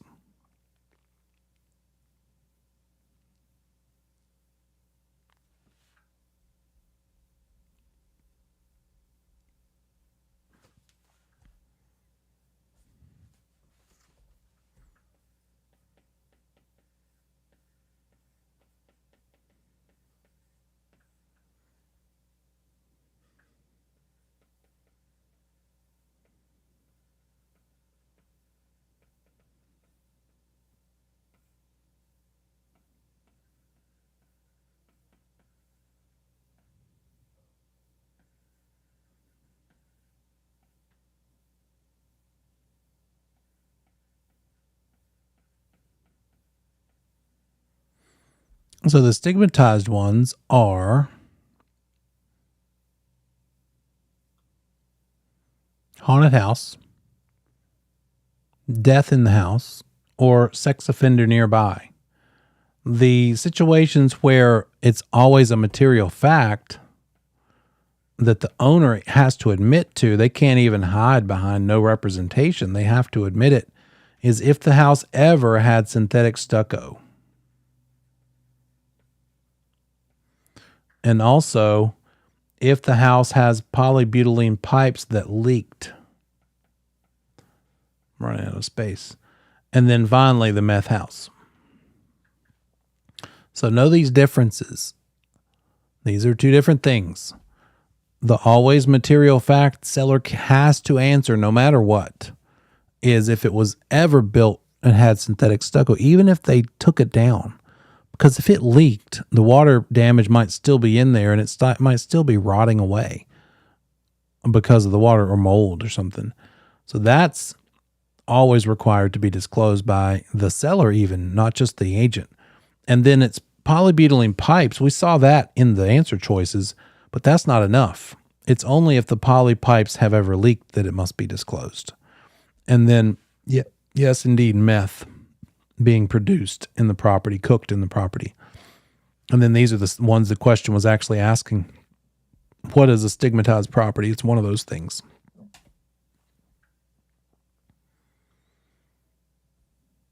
So, with that recap, a 4-bedroom house with only 1 bathroom, no. Plumbed with poly pipes, no. Listing where a past owner died in the house, yes. Building with synthetic stucco, no. But that is something the owner would have to disclose, but it's not a stigmatized property. Licensee is an actively licensed real estate broker who has written a contract with his firm that specifies that he will not be treated like an employee. This is basically an independent contractor's agreement. I'm not going to be a paid W-2 employee. I'm going to be a contractor, independent contractor. So that's like a normal situation. The licensee's entire income is from sales commissions. They're not getting hourly. They're not getting salary. It's based on if you don't produce, you don't get paid. Based on these facts, the licensee will be treated by the IRS as what? An assistant, an employee, a subagent, or self-employed. How will they be looked at by the IRS?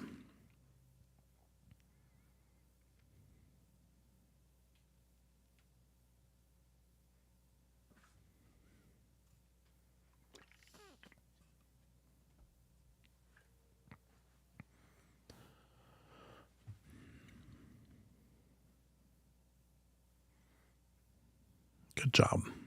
You got it. Self-employed. That's it. It's not a real estate assistant. It's not an employee specifically because it says will not be treated like an employee. That's an easy one. Subagent has to do with the client, how you represent them. Self-employed. That's what we are. A broker was accused of violating antitrust laws. She may be guilty of what? Antitrust. Are we talking about fair housing or are we talking about antitrust laws? The Sherman Antitrust Act. What are the things that fall under the Sherman Antitrust Act that we're not allowed to do?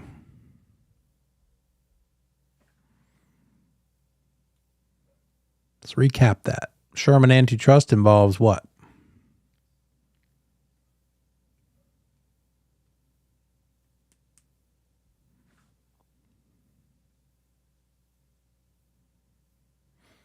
Involves our commission.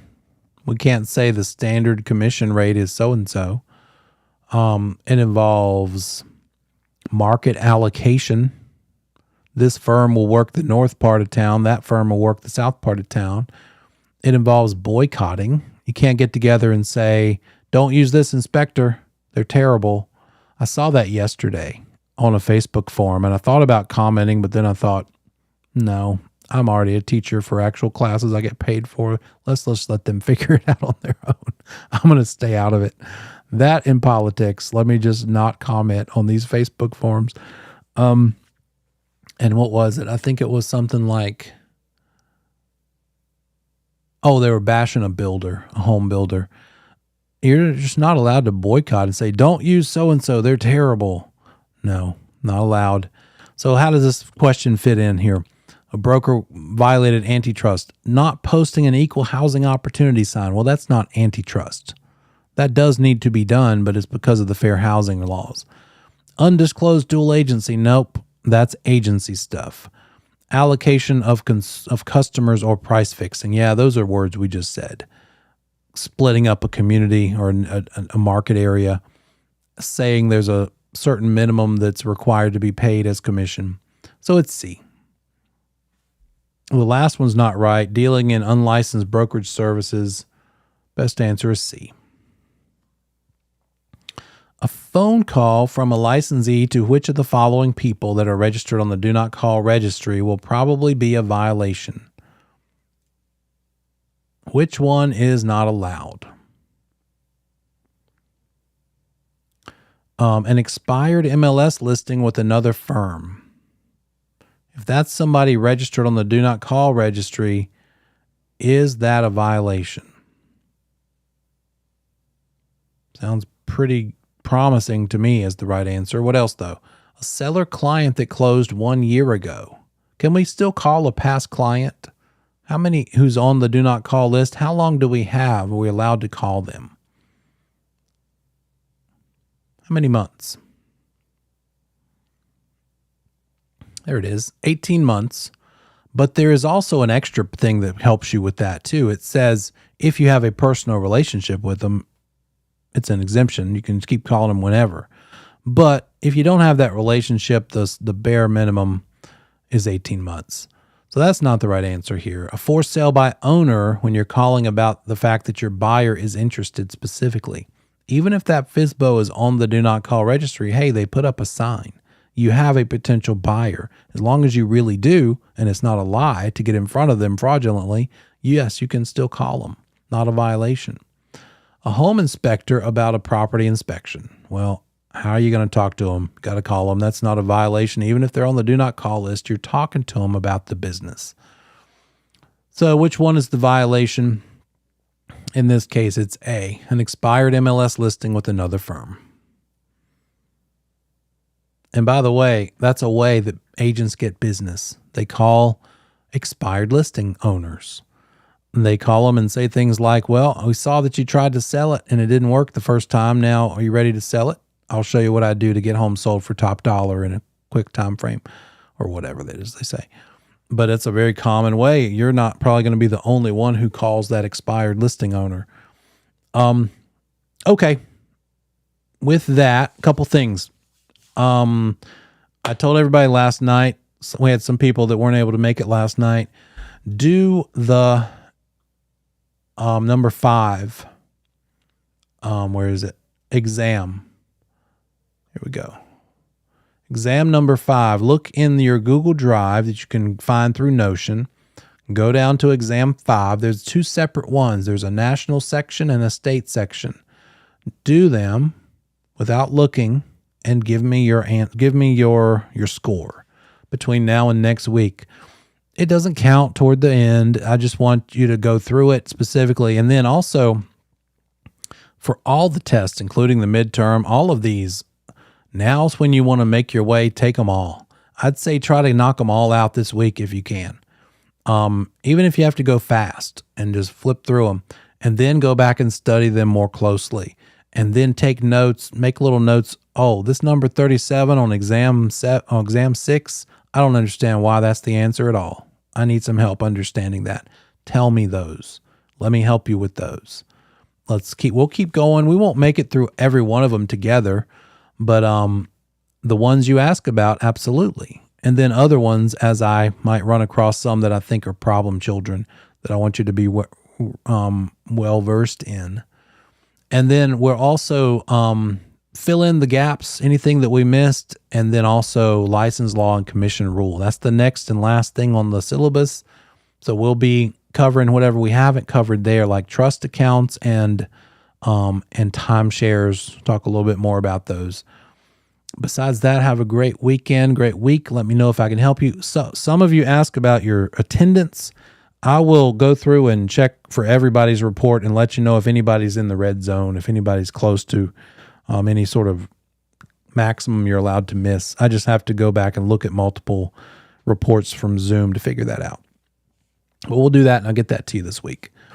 And that's it, guys. Hope you have a great night, great week. Let me know what I can do to help. I'll see you next Monday.